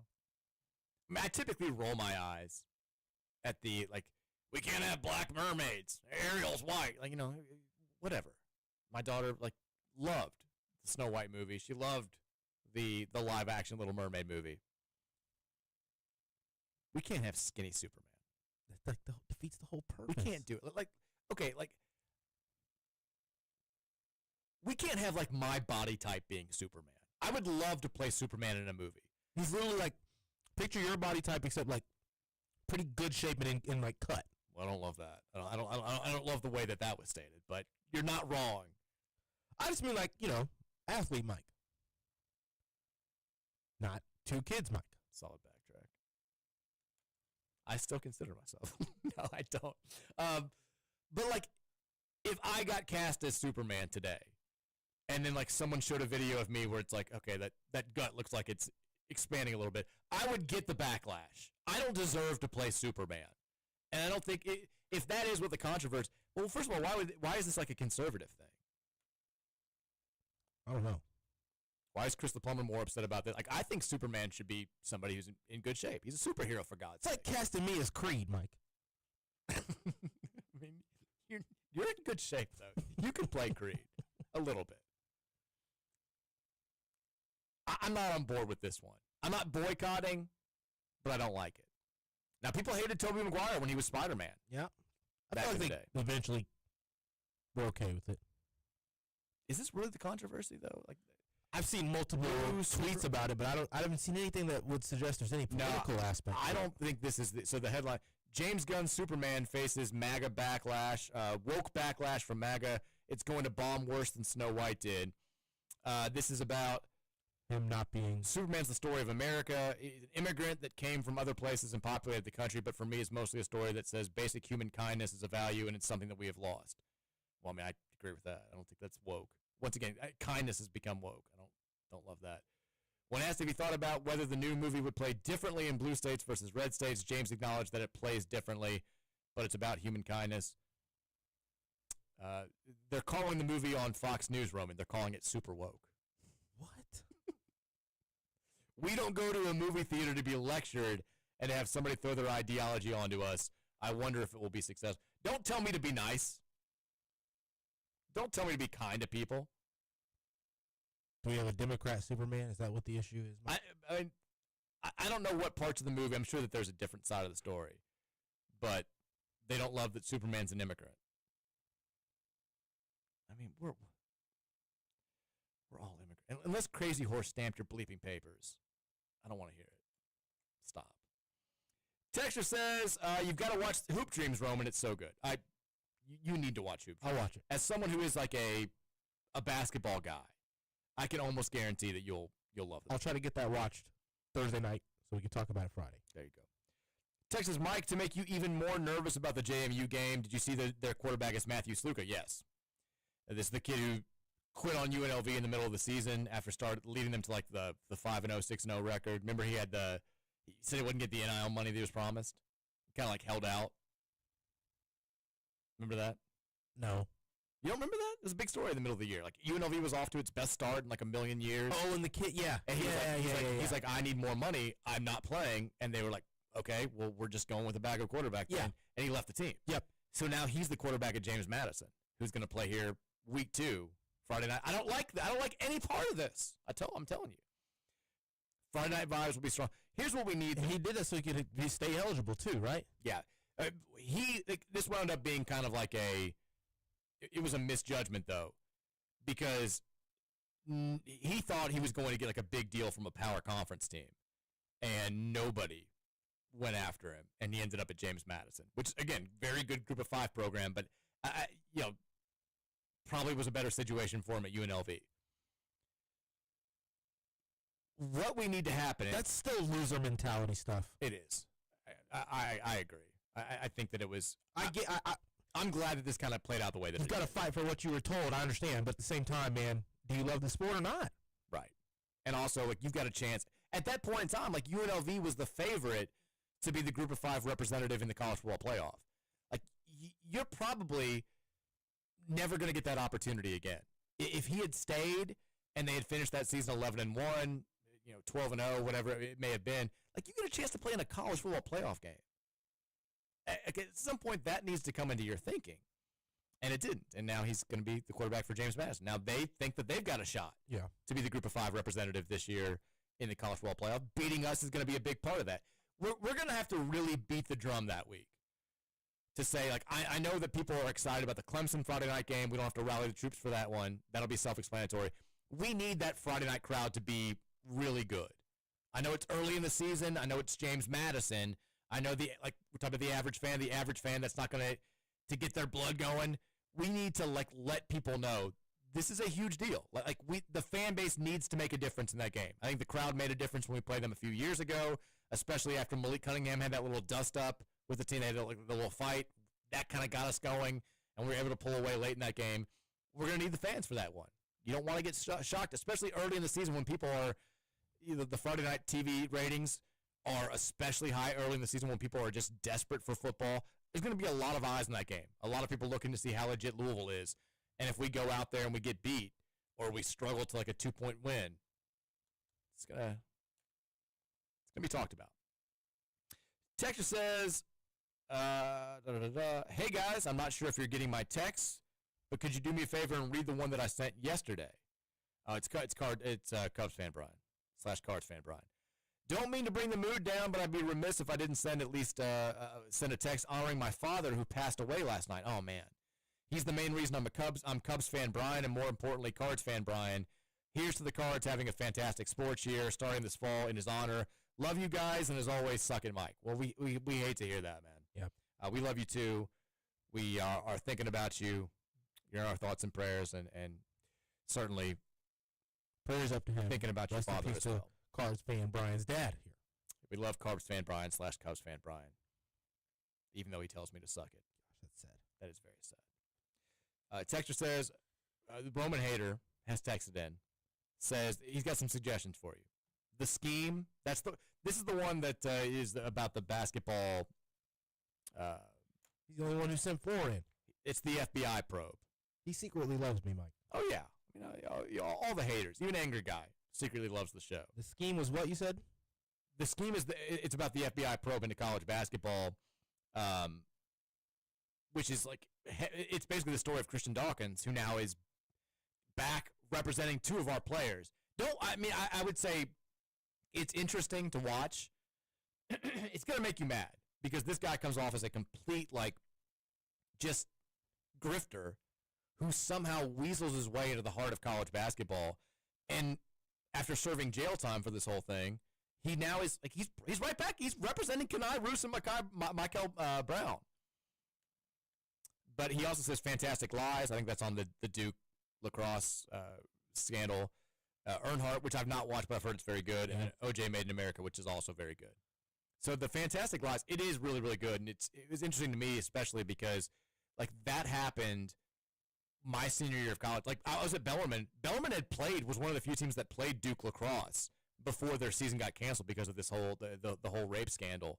And so there's a scene where the team captain gets out in front and holds this press conference where he's like, I am innocent. And he starts naming all the people. They are innocent. We are innocent. And he's like, you've all been told some fantastic lies. I had this idea when our radio show got sued, in whatever that was, 2016, 2017. I wanted to hold a press conference outside of our station where I did the exact same thing. I was like, I'm innocent. John Ramsey is innocent. Producer Brian is innocent. You've all been told some fantastic lies. They didn't think it was as funny as I did, but I really wanted to do it.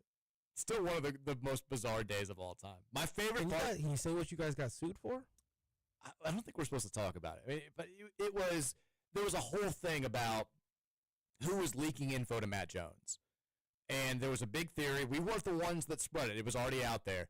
I specifically told John before we went on air that we should not talk about this. And then we got one tweet about hey, I've heard it so-and-so. And John goes into this whole thing where he just starts talking about. The funny thing is the dialogue. I'm barely a part of it because I'm staying quiet. I make one crappy joke and it gets me thrown into the loss. The name of the company was Run Switch that was involved in this, and I called them Run Snitch, and that was it. And I got caught up in this whole thing. But the worst part was So like I get home from we're doing a remote radio show. I don't even remember where it was. And I get a DM from Andy Wolfson, who's like the big investigative reporter of the Courier Journal. I'd known him from my days working in the law firm where I worked at. He carries a bunch of legal stories. And he's like, hey, you've just been sued. The complaint's right here. I'm reaching out for comment. I'm on the air as this is happening. And I wait till break and I show John, we're like, we'll see how this goes. I don't think I can talk about the rest of it. But I get home from the radio show. The TV is on. We left the TV on the house. Wave 3's got, literally as I walk in, it's like something out of a movie. My picture is on the TV. They don't use John's because John's a Wave 3 employee. It's my picture, and it's like local radio show host being sued. The lead story on the news. The best part of it was, like, I'm getting texts from people that I haven't talked to since, like, grade school who are like, hey, man, are you okay? Like act like this is, like, the worst thing in the entire world. It's not a great day. So, like, I'm home. This is before kids. This is also, Mary had worked in the office back in the day. I think she's the only person in the world that didn't know this was going on. And so, like, I'm already having a drink when she gets home at, like, 7 o'clock. And she's had a terrible day at work, and she's like, well, how the hell was your day? And I'm like, are you serious? I'm like, have you not seen the news? Have you not seen the, and she's like, what happened? And I flip on the news. They're still, like, talking about it. And she's like, oh, well, that's a little bit worse than what I was dealing with. She's like the one person who didn't know what was going on. It was a very surreal day. That's crazy. Yeah, it was nuts. Texture says, it's PRTG here. Am I the a-hole for talking back to an FAA employee that laughed at my mom condescendingly because she didn't know what page of her passport to scan? No. She's older and doesn't travel a lot. Didn't cuss, just told her to do her job and a few other smart-ass comments. She called me an a-hole, so I had to ask. No. You're absolutely not the wrong. Like, my mom doesn't travel much at all. I feel like she would be in the same boat as far as, like she hasn't flown in a long time. If she flew, she would kind of need, like, help being walked through the process now. And if someone made, like, a smart-ass remark to her, I absolutely would say something. I hate when people get paid to do one thing, and when you see someone come up who's in a particular type of need with what you do for a living, why make their life harder? I'll just never understand that. It takes so little to just be like a normal, nice person. To just, especially, like, I get that it's your job. I get that you see people doing the same thing over and over and over again, and you know to a T how it works. Not everybody does. And even if you think it's, like, silly that they don't know what's going on, like, just have the decency to just, you don't have to be, like, overly bubbly or anything like that. Just tell them without being a D or a B about it, you know? It continues, it was midnight after an 8-hour international flight with my mom, my wife, and my kids, where we'd obviously already gone through security and customs and had to go through security again. I was also hangry. Am I the a-hole? You're not the a-hole. Not at all. I would do the exact same thing. Like I said, like, now if you take it too far and you're like, you mother bleeper, like, you need to be fired, like, that's one thing. I think you handled it perfectly. Like, I would that would not fly with me without making at least a comment. Nope. I would have done the same thing. Probably would have had a little bit more aggression in my tone. The only time I've been in a similar situation was, like, everybody that we worked with John's broken arm was very, very good. Like, all the doctors were wonderful. The nurses were wonderful. There was this one guy who was, like, super young, he was the x-ray tech. And was, like, super unprofessional. He, like, saw the, he was like, whoa! And, like, I can't tell you what the, and, like, I'm like, we know he's got a broken arm. And, like, John's, like, terrified. This is the early stages. And they put, like, the little, like, you've got to have, like, the little hard wooden board behind you to sit up so he can, like, take x-rays of the arm. Like, wouldn't let Mary sit with him, even though they told us initially that she would be able to. And then just, like, pulled the board out from behind him. And he, like, fell backwards, had to, like, catch himself with his broken arm. And I was like, dude, I was like, he's got a broken arm. He's like, oh, did he fall back? I was like, yes. I was like, can you exercise a little bit more care? I didn't cuss at him or didn't say anything, but I was like, you've got, like, this is your job. I've got a 3-year-old son here with a broken arm, and you're treating him like a rag doll. Grow up a little bit. Like, give me something. Everybody else was great, though. Just him. I think he should be fired. Texas, The Gilded Age is good. It's basically just Gossip Girl. I never watched Gossip Girl. Gossip Girl was good. I feel like you said that before. And I know other people that watch. I feel like it was a show that, like, if I'd been 10 years younger, Yeah, I probably would have like watched, because I watched a decent. Like, I was big into the OC back in the day. Texas says PK watched his team practice. He couldn't help but feel like he was observing. That's a Running with Roman text. Oh, okay. Read it though. A simulacrum of a championship-winning teams of the past. Was that the word of the day? Simulacrum. Simulacrum. I have no idea what that word means. It's like a vision of the future. Not all the way wrong. It's like trying to replicate Sign? something of the likeness that you think should, over here forgetting the definition. It's like when you have something that when you're envisioning something or trying to replicate something that has a likeness that you like. That doesn't make sense. Okay. That's a good word. It's a tough one for sports talk. I'll never remember it. Superficial likeness of something, usually as an imitation or copy. Simulacrum. Good word. Okay. Texture says, Chris Palmer said, I got a show for y'all. It's been on a while. It's 6 seasons. Animal Kingdom. Just started it. Did you really? It's great. You and Chris Palmer are on the same wavelength. How about that? I like it. I think you probably one of those shows that's like 12, 13 years ago. You probably would have liked it a lot. I don't know what it's about. I don't think I've ever heard of it. It's like a picture like The Sopranos, except like Southern American family. Okay. But I'm also like 6 episodes in, 8 episodes in, like so. All right. That's just what I've gotten so far from the gist. Text says, Christine Baranski from the Gilded Age, would you? I tell you what. When she was on Sybil back in the day, I always thought she was, I don't want to say oddly attractive because she's just attractive, but for like a movie star, oddly attractive. But I'm married, so no. Never. She's great in her role, though. Fantastic It's a actor. little scary.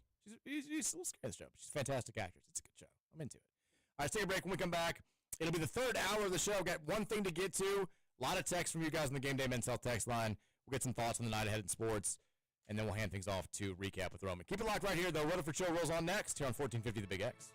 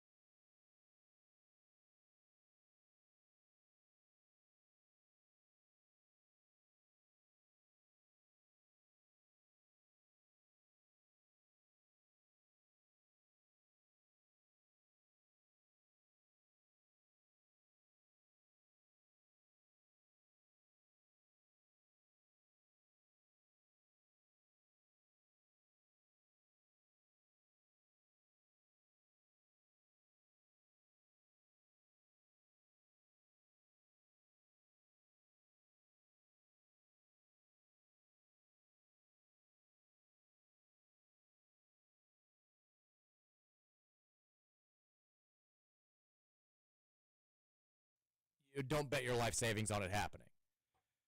I wonder if we're going to have any major college football media member in their preseason playoff projections put Louisville in there. Because so far, I've not seen anybody that's really come close. We've got a handful of bowl projections that are out there. Athlon just put theirs out there about 2 hours ago.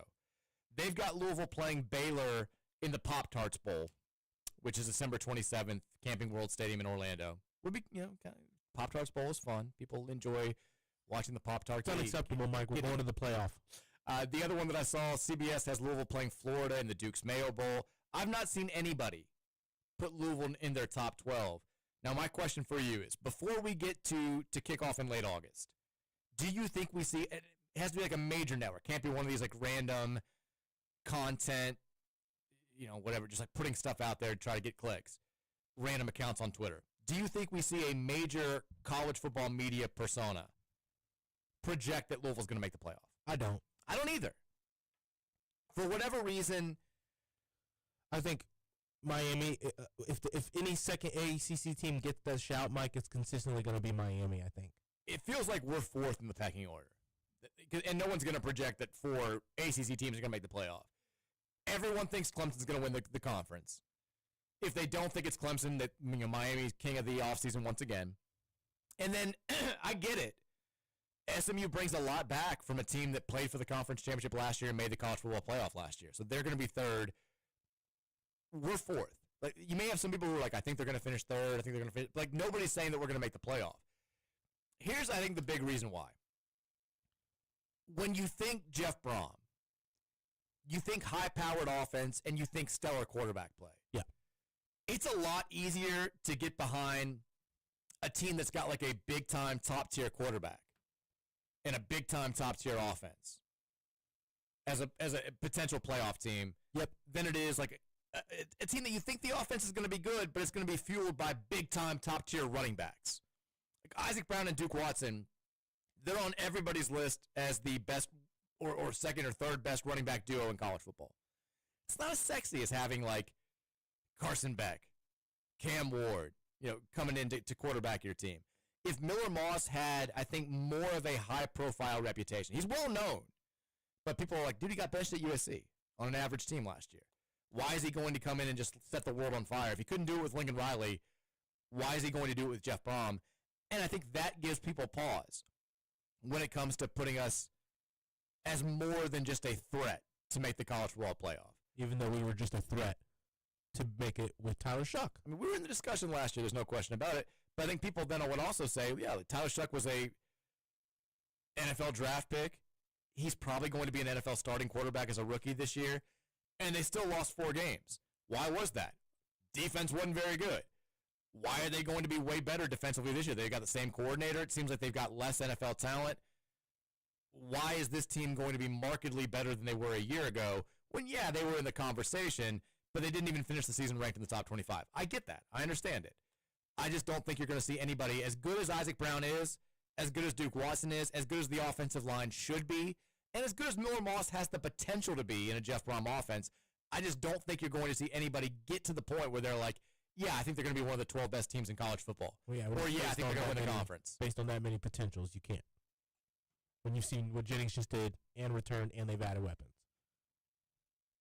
I think it's fully because of where you're ranking the ACC quarterbacks, Mike. I think that's exactly why.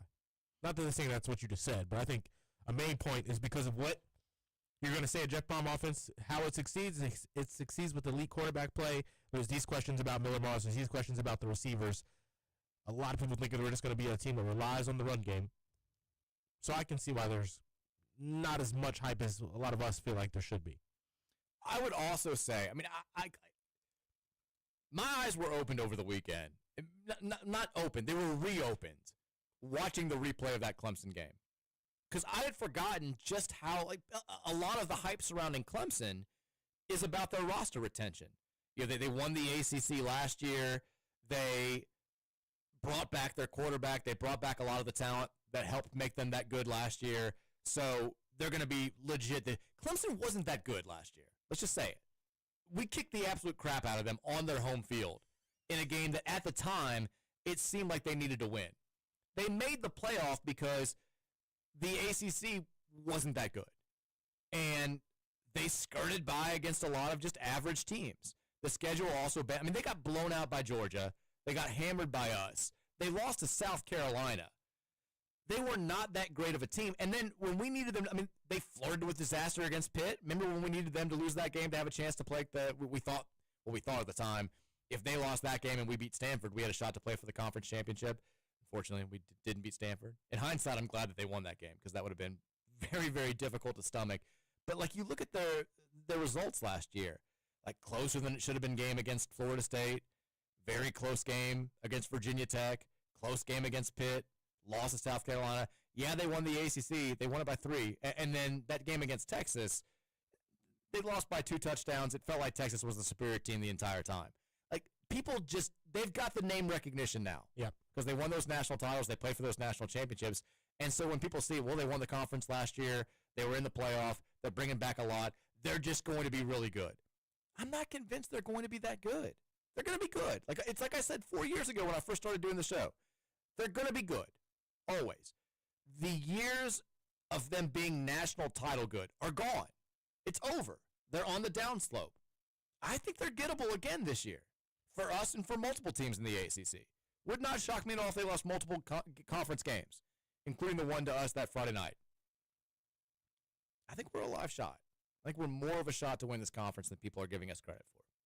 We may not have top to bottom the same level of talent that Miami does. We got a better coach. We may not have top to bottom the level of talent that Clemson does, but I think we're a lot closer than a lot of people give us credit for. And again, if you want evidence of that, go back and watch that game from November 2nd last year. Ass kicking. Kate Klubnik stinks. He's going to win the Heisman. He threw for 198 yards in their second to last game last season. He threw for 211 yards against Virginia Tech. He threw for 142 yards against Georgia. But I know who he is. That's it. That's all it is. That's all it is. Did you see we had the story yesterday, Roman, about the sinkhole on 7th Street right in front of the Thoroughbred Lounge? Yep. And we talked about Thoroughbred Lounge, maybe more famously than like their reputation for being a gentleman's club, is the funny messages that they put out there in their sign, the marquee outside. Yeah. Did you see the one how they updated it today? No. It just says, "Now that's a hole." It's incredible. It's incredible. I don't know who is like doing the PR for Thoroughbred Lounge. Deserve a raise, or they should be working for like a gigantic company. They do remarkably funny work. That's good. You can make money on Twitter doing the type of work that they've been doing. Like their jokes about like Patino when he was here were always very funny. They've done a great job, but it says right over top. It's like, now that's a hole. Well done. All right, Game Day Men's Health text line. You guys have loaded it up, 502-414-1450. We appreciate you because, like we said at the beginning of the show, this feels like we're in the depths of summer. There's just not much going on out there, but we're having fun. We're having conversations. We're having a good time, and a big part of that is the help that you guys give us at 502-414-1450. Texter says, I've actually always been a fan of Taylor Fritz's girlfriend. Have you seen Taylor Fritz's girlfriend? I have not. She seems like a wonderful young lady. You can Google it. Texas, check out BS High on HBO. Did you watch that when it came out? The one on Bishop Sycamore? I heard about it. I didn't watch it, no. I heard things about it. It's worth watching. And like I said, yeah, 2 of those players ended up playing for U of L. Texas also says, also watch the episode of A Football Life about the 1993 Houston Oilers on YouTube. It includes an interview with former U of L guard Ernest Givens. I've never seen that. And Mike, while we're talking about things to watch Better Call Saul. Oh, it's one of the Better Call Saul guys. It's so funny. I was having a conversation with 2 of my buddies a few weeks ago, and one of them was like, what show that you know the other 2 of us haven't seen that you know that we would like would you throw out there? And I was like, I said Lonesome Dove, like miniseries, because it started because one of my friends hadn't watched Band of Brothers, and the other 2 of us were like, dude, you've got to watch Band of Brothers. You'll love it. It's great. And so I threw Lonesome Dove out there, and then they both were like shocked that I hadn't watched Better Call Saul. And I was like, there are multiple people on the text line who probably once a month give me crap for having never seen Better Call Saul. I'm gonna watch it at some point. I just haven't gotten there. Texas Roman for a sports documentary. Watch Tour de France Unchained. It follows the Tour de France. That sounds cool. I actually saw that one. It is good. And again, I'm somebody who doesn't care that much about the Tour de France. It's good. Also says Mike, Jonas Vingegaard is over a minute behind in the Tour de France after a poor time trial today. Do you think his race is over and that Pogacar repeats this year? I think Pogacar's got it. Are they in the uphill parts? He's an uphill specialist, Roman. The uphill stuff is what really blows my mind with what they do. Like, they're going faster than the average human can go on a bicycle at all uphill. Well, they're all roided up. At least they used to be. I felt like Lance was like the uphill specialist. It's because he just took way more steroids than everybody else. This has been Talking Cycling on the Mike Rutherford Show, presented by United Mechanical. Text this 52, Mike, regarding 52 days. It's just a few days, Roman. A few days away. It's basically next week. Regarding almost anyone else, not a big deal, but don't give KP credit for 2 more wins. Oh, that's what he's talking about, for 2 more wins. I said 12 and 54. Yeah. He lost 52 games. Well, I didn't give him credit for any more wins. It was losses, but It was just losses. I actually gave him 2 more losses, so I'm doing the opposite. I was giving him more crap. I'm still saying like 84. Yeah. He still had the 12 wins. Texas, regarding your Galaxy Brain case for Corey Alexander. Are you ready for your sports to relationship comparison of the day? Always. Thank you for handling this for me. Saying Kenny dragging the program that low made last year so special is like saying your ex who beat, stole, cheated on, and emotionally abused you makes you appreciate your new, just kind of okay boyfriend, girlfriend that much more. I've made this exact comparison multiple times. Just kind of okay because that's what getting eliminated in the first round of the NCAA tournament is. I've made this exact same comparison. It is like, and look, we've done it. Like, we were doing this time last year where Pat Kelsey had to do the bare minimum, and we would fawn. You know, he gets in front of a microphone and is like, I've got to pinch myself that I'm the head coach at the University of Louisville. We're like, oh, my God, he gets us. He gets it. It is like, you know, getting out of the abusive relationship and your new boyfriend holds the door for you, and you're like, I've never been treated so well. Like, this is what a fairy tale. This is the love story of a generation. That is kind of like what we went through. I mean, but the thing is, if you're in that relationship for a year, and you get used to like the new treatment, you get used to be treated that honeymoon phase or whatever. Exactly. Like, and then you start like looking around, and you're like, oh, he's kind of doing the bare minimum. He's just not going out of his way to be an abuser. I still deserve more, and that's where we are right now. Like we got treated normally last year. It felt great. We rediscovered ourselves, and now we're back to being like, okay, that was good. Can we marry this person? Yeah. I'm gonna need to see like a National championship. floor with the Final Four before I know if we're gonna go the distance. Or that, yeah. You know, tell me what your intentions are. Do we agree on the big issues of life? Are you leading me on? Can we travel together? It's a big deal. Texas says, how great is Drive to Survive going to be next season? It's going to be very good.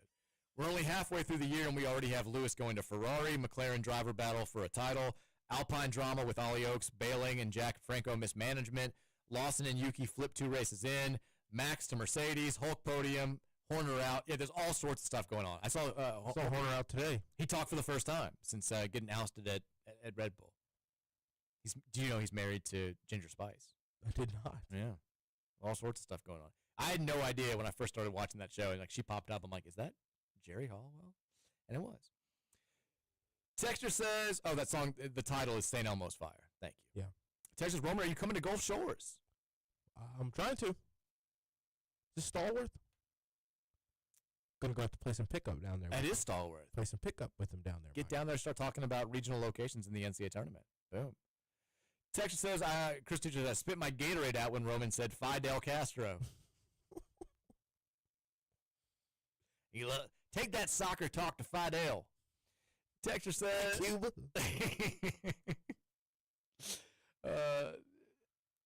Link to a tweet. Ivan Bogdanovich is looking to go the college route and is available for recruitment. He averaged 18.1 points, 5.6 rebounds, and 2.0 assists for Croatia's under-20 team last summer. He reportedly has heard from Louisville, Gonzaga, Michigan State, and Texas A&M. Ooh. I like a good 6'8" Croatian. Love a 6'8" Croatian. who can fill it up 20 point per game. I'm not going to watch the video. I don't have time to watch the highlights here. I'm going to assume that he's good. Texas, I need a live Mike Rutherford show from Glenville. Dad's got to pay for that. You want to host a remote? You got to pay us. You got to pay. It's got to happen. Dad would love to show off everybody. Texas Roman, please bring Glenn Rutherford on your show. Promote it. It'd be must-see TV radio. I'll reach out to him, see if we can make that happen. St. Elmo's Fire was also a movie. It's the name of the song. It's also a movie. They pushed that 80s Brat Pack as far as they could. They had some good movies, though. They did save America from a Russian invasion. If Red Dawn doesn't bring you to tears, to your eyes, you're un-American. Stay golden, Pony Boy. Damn right. All right, let's go to break. When we come back, 5 o'clock hour is up next. We have a lot of texts to get to, not a lot of time to do it, so we'll get to you after the break. Keep it rolling. 502-414-1450. It's the Mike Rutherford Show presented by United Mechanical. 1450 Big X.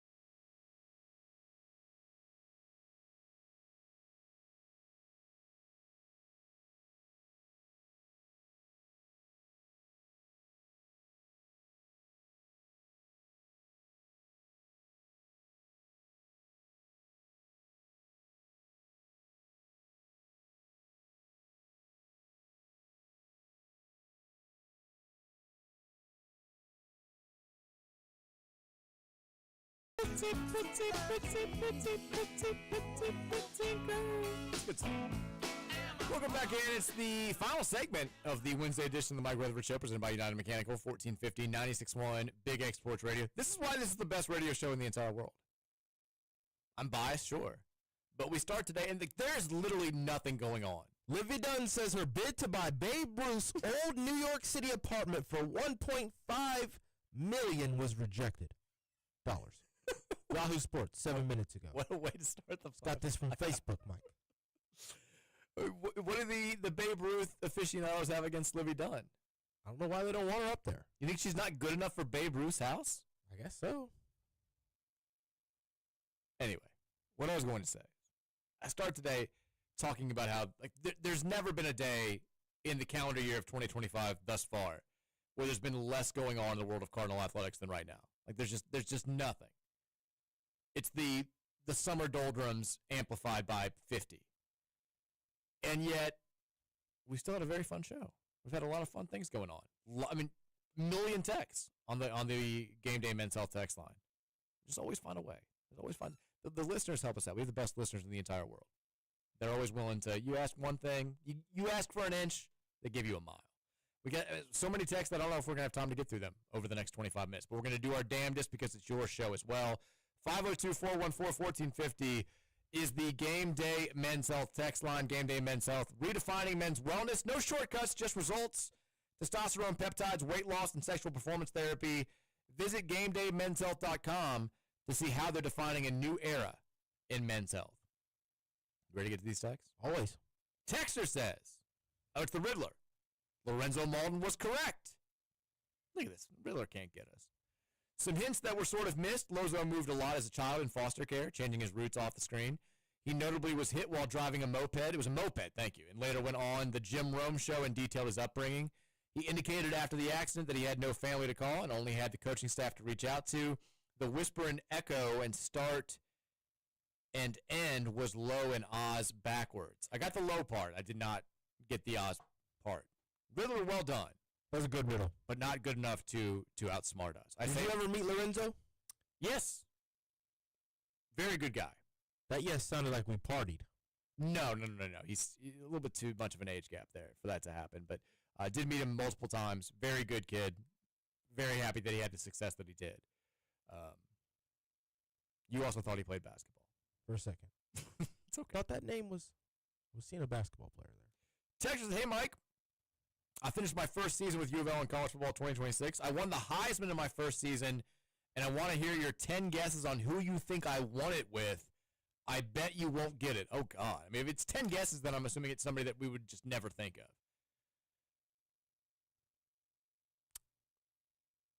I'm gonna go with like. But the fact they're sending this text means it is guessable. Oh, it's somebody on the team. I assume. Or someone correlated to Louisville football. If it's not, then it's not fair. I'll give you 10 guesses. Deuce Adams, Chris Bell, Dakari Collins, Keywan Brown, Trayshawn Hurry, Katarius,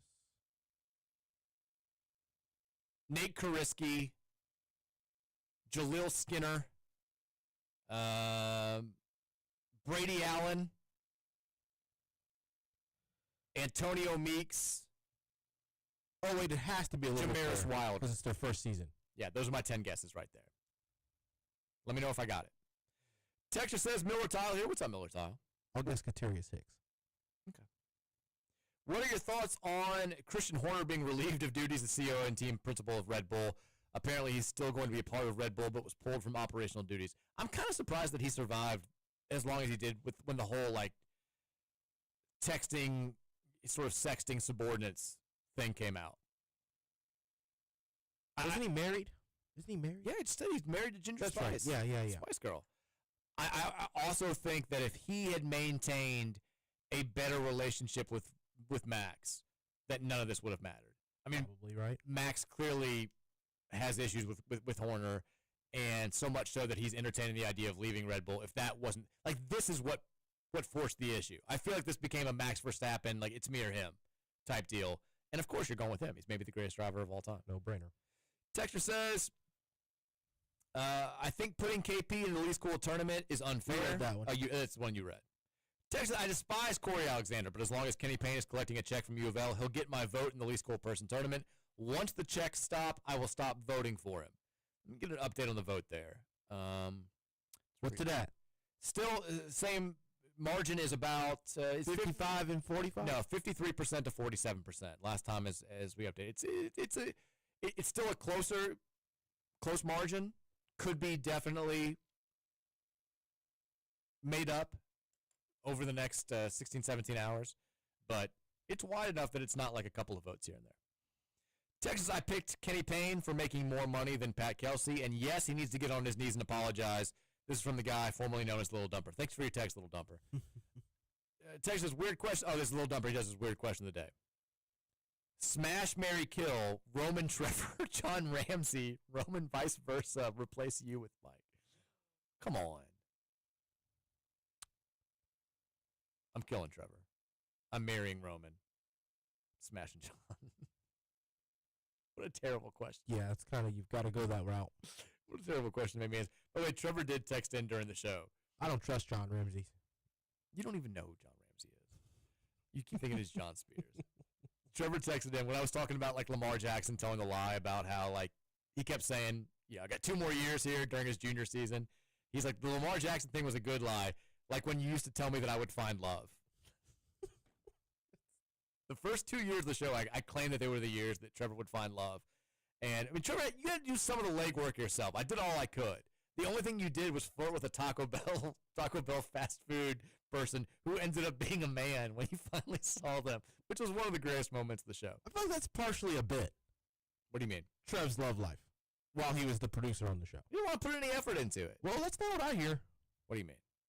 I'm not going to spill his business, but he seems like he gets whatever he is after in that department, realistically. Well, I don't think that's true at all. Texas, what a shame that Ben Shelton lost. He must have heard that he's banned from the Big X and he's distraught. Just banned from the show, not banned from the Big X. Let's not differentiate here. Texas says, you know what's not cool? Taking a job at your alma mater, tanking that program into the ground, leaving without ever saying a word, and cashing a yearly check more than the current head coach. Not cool, Kenny. F that guy. I agree.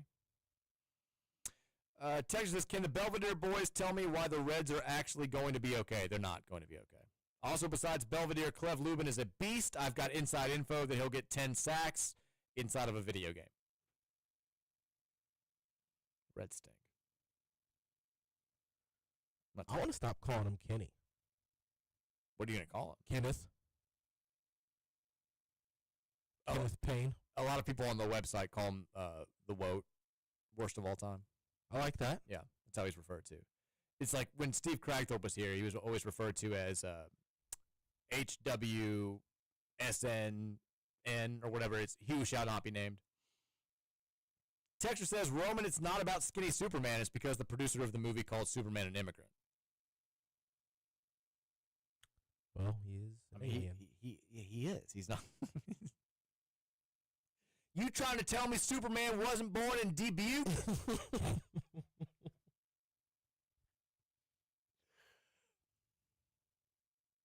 My Superman was born in Shreveport.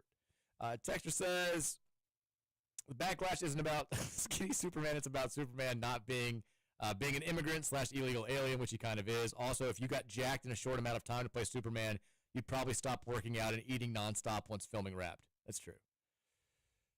Texture says, Superman is literally from another planet. He is by definition an immigrant. Yeah, he's an alien. This is the worst argument that I've ever.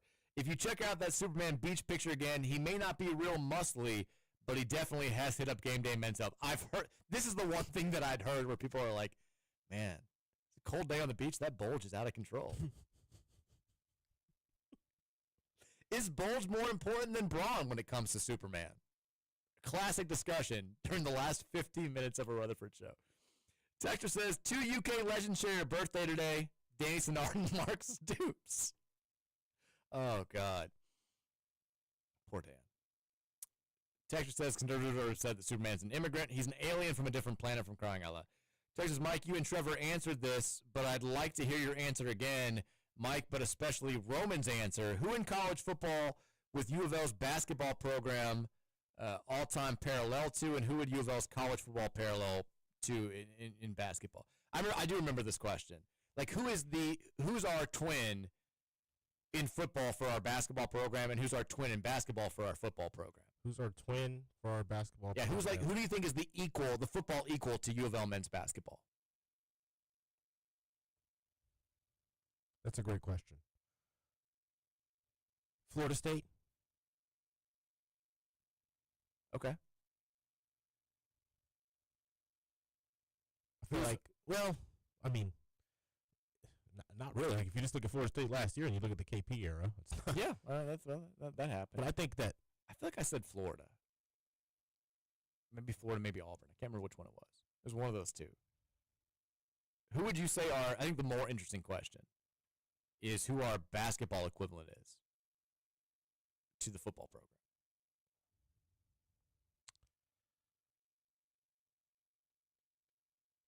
that one's tougher. That one's tough, Mike.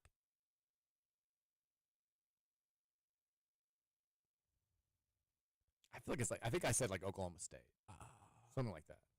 That feels like not enough. You don't think? I mean, we've never won a national title. We flirted with one. We never played for a national title. Oklahoma State's been to I think a couple Final Fours. Anyway, throw out a name. I don't know what Texas football came to mind. Well, we're doing what basketball program is like our football program. Oh, that's right. I mean, no, Texas basketball. That's what I mean. Okay, I can see that. That's not a bad one. I think that tracks. Texas says the two Escobars 30 for 30 is amazing. I think that's the best 30 for 30. Also says Green Street Hooligans is a great movie. Never seen it. Untold Johnny Football is good. Blue Chips. Have you ever seen Blue Chips? No, didn't you talk about it yesterday? Didn't you? I don't think so. May have been somebody else. But Blue Chips is a solid movie. Ahead of its time, I think we can say now. Texas Mike, am I the only one who reminisces about the Dean's floating milk chug in the Yum Center? I tried to find photos of this online, but to no avail. Oh, no. I mean, we made Chuck Schnellenberger. We love the Dean's milk chug on Card Chronicle. There are pictures of it. I'll find you a picture. This person hadn't texted in 3 months. Their last text on April 4th, and it was also about the Dean's milk chug. This guy's got one thing on the mind. The Dean's milk chug mascot. Chug-a-lug, chug-a-lug. I'm a chug-a-lugging son of a gun. Texas, can you retell your surreal day story? I only caught the last 10 seconds, or possibly clip it and post it to Twitter later. I can't retell it. It's about getting sued. It was I feel like is this like a joke text there? No, it was a very surreal day. I'm not going to clip it. Or it's somebody trying to sue us. Texas says, this is UNC trying to get active. Yeah, it's a North Carolina phone number. There's the Lazard guy here. I think it's interesting that Dabo went out and hired a DC that has multiple years experience playing against Brom. Me thinks he's shook from last year. Do we think that's the only reason why? Yes. It was a direct response to losing to Jeff Brom in Louisville. Okay. Even though, I mean, our defense is what messed them up so bad. He also says, sorry, Roman, I must be honest. I root for the current popularity of the sport in America to be its peak, possibly even tank. I'm from BBN territory, Central KY, so there could be something to that. If that sport surpasses baseball in America, we might as well shred the Bill of Rights and welcome our Chinese overlords with open arms. Oh, my gosh, Lazard guy. Texas, I'm playing my first game of college football 26, and I noticed that Tyon Holloway is on the team. He's like very highly ranked, too, apparently. Is this just not knowing what's going on, or is he on the team? From a pure football perspective, he would help a lot. I believe he's not on the team. I don't think he was welcome back. Texas, I don't believe in Carson Beck. Miami is stacked, but I believe Mr. Sid from Ice Age will flop. Also, watch Better Call Saul. Stop, everybody. Another first text since April. Yeah. Is Carson Beck just heartbroken from his Cavender twin breakup? That's the question. Well, I thought that. I think he did it. Yeah, he was cheating. Found something he wanted more, I think. Doesn't mean he can't be heartbroken. That campus got to him, Mike. Texas is also, why do I keep getting AD responses from you all saying I need testosterone therapy or weight loss anytime? I text in, have I been hacked? That's just, you're the only person who gets those. It's got to be, it's just about you. We have no idea what that's about. Texter says, Yeah, it's okay. You're not a moron. Texas Mike quote, I love a 6'8 Croatian who can fill it up. I stand by it. I see your double entendre. I stand by it. Texas Roman, when are you coming to Gulf Shores? Before the James Madison game. That's my goal. Boom. Texas, it seems like Briggs Sherry is very active on socials with U of L stuff. Do we think that transfer concerns are over? I don't know if they were ever real flip concerns. Apparently, this all stemmed from like a LSU fan who was like saying stuff and like him. I don't think there's anything to that. Briggs knows who's going to love him most.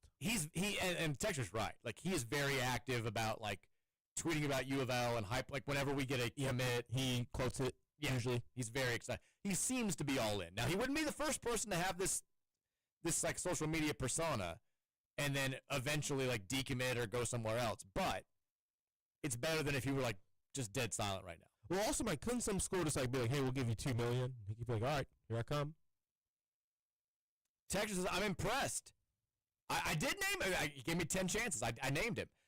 Your 2026 Heisman Trophy winner is going to be Jaleel Skinner. Wow. I found a glitch play where the tight end gets open for a TD most of the time. Skinner ended up with 55 TDs and over 2,000 yards receiving. I do remember playing the college football game all the time. Like, my tight ends always had a billion touchdowns because anytime I got, it was like 3rd and 1.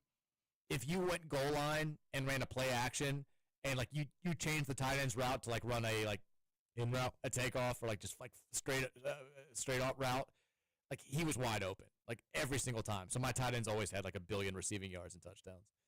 Texas John Ramsey's a handsome man. Handsome man. He is. Very handsome. Texas, hey, Nick and TJ. Oh, boy. You texted in at the wrong time. Long-time listener, soon-to-be first-time dad. My wife and I are expecting and had our first ultrasound yesterday. Turns out we're having twins. Major shock to us both. Any advice for a new dad? Make them U of L fans. I feel bad that we had to read that text. It's a heartfelt text. Sorry. Congrats on the twins. Congratulations. You're not listening, but they're going to be Cards fans. Texter says, holy cow, that ween. What does that mean? About Superman. It is?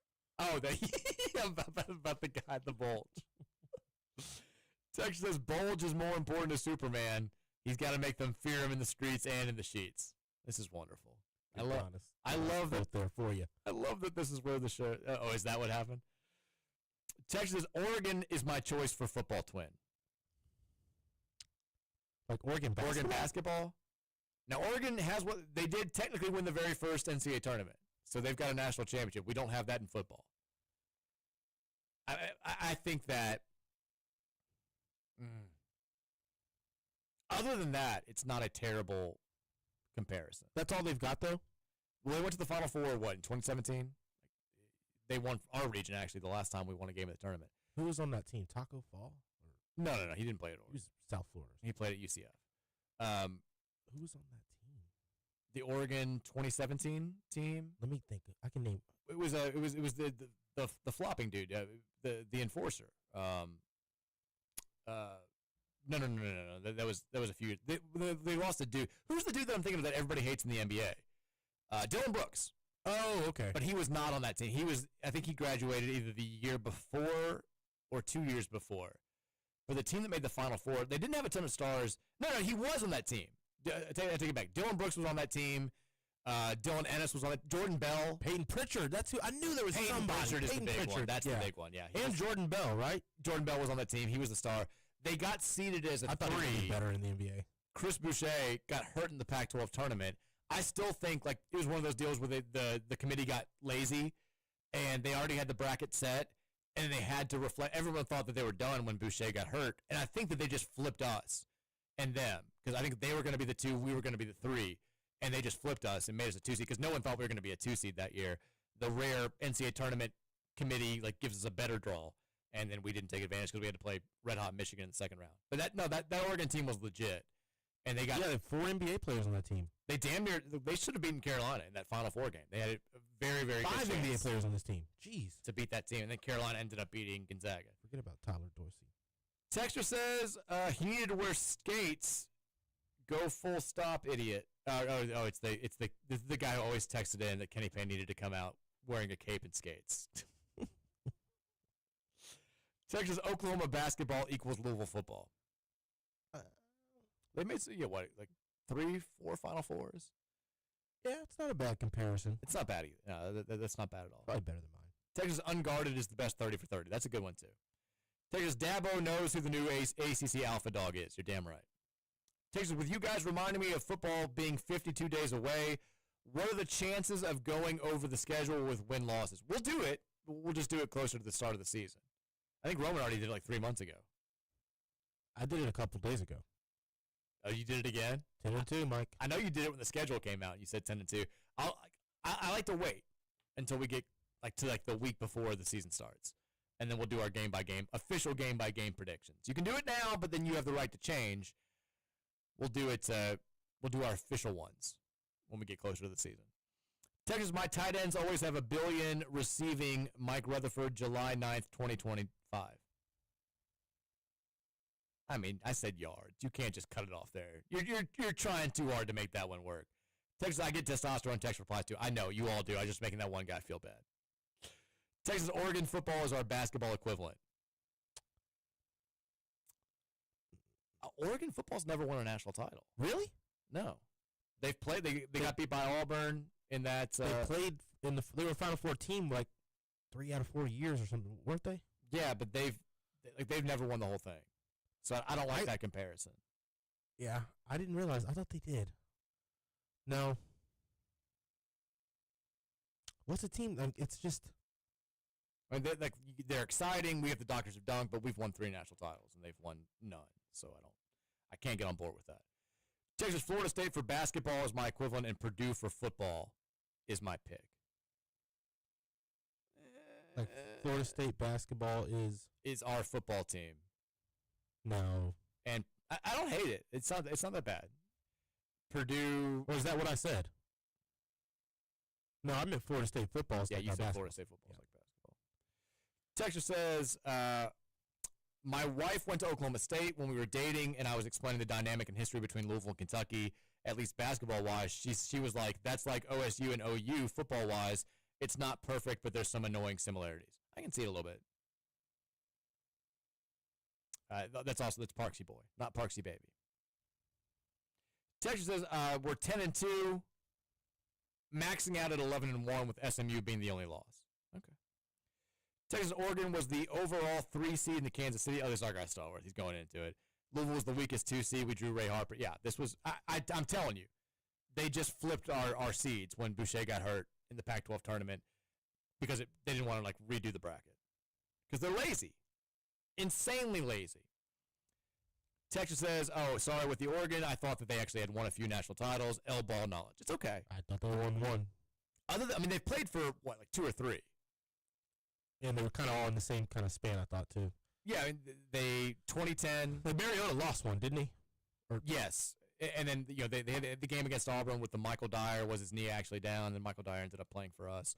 I think they also have, they're one of those teams that I think has, we may have won it in 1894, like one of the, but they don't have an official national championship in football. I always felt like they were cheaters, but never could prove it.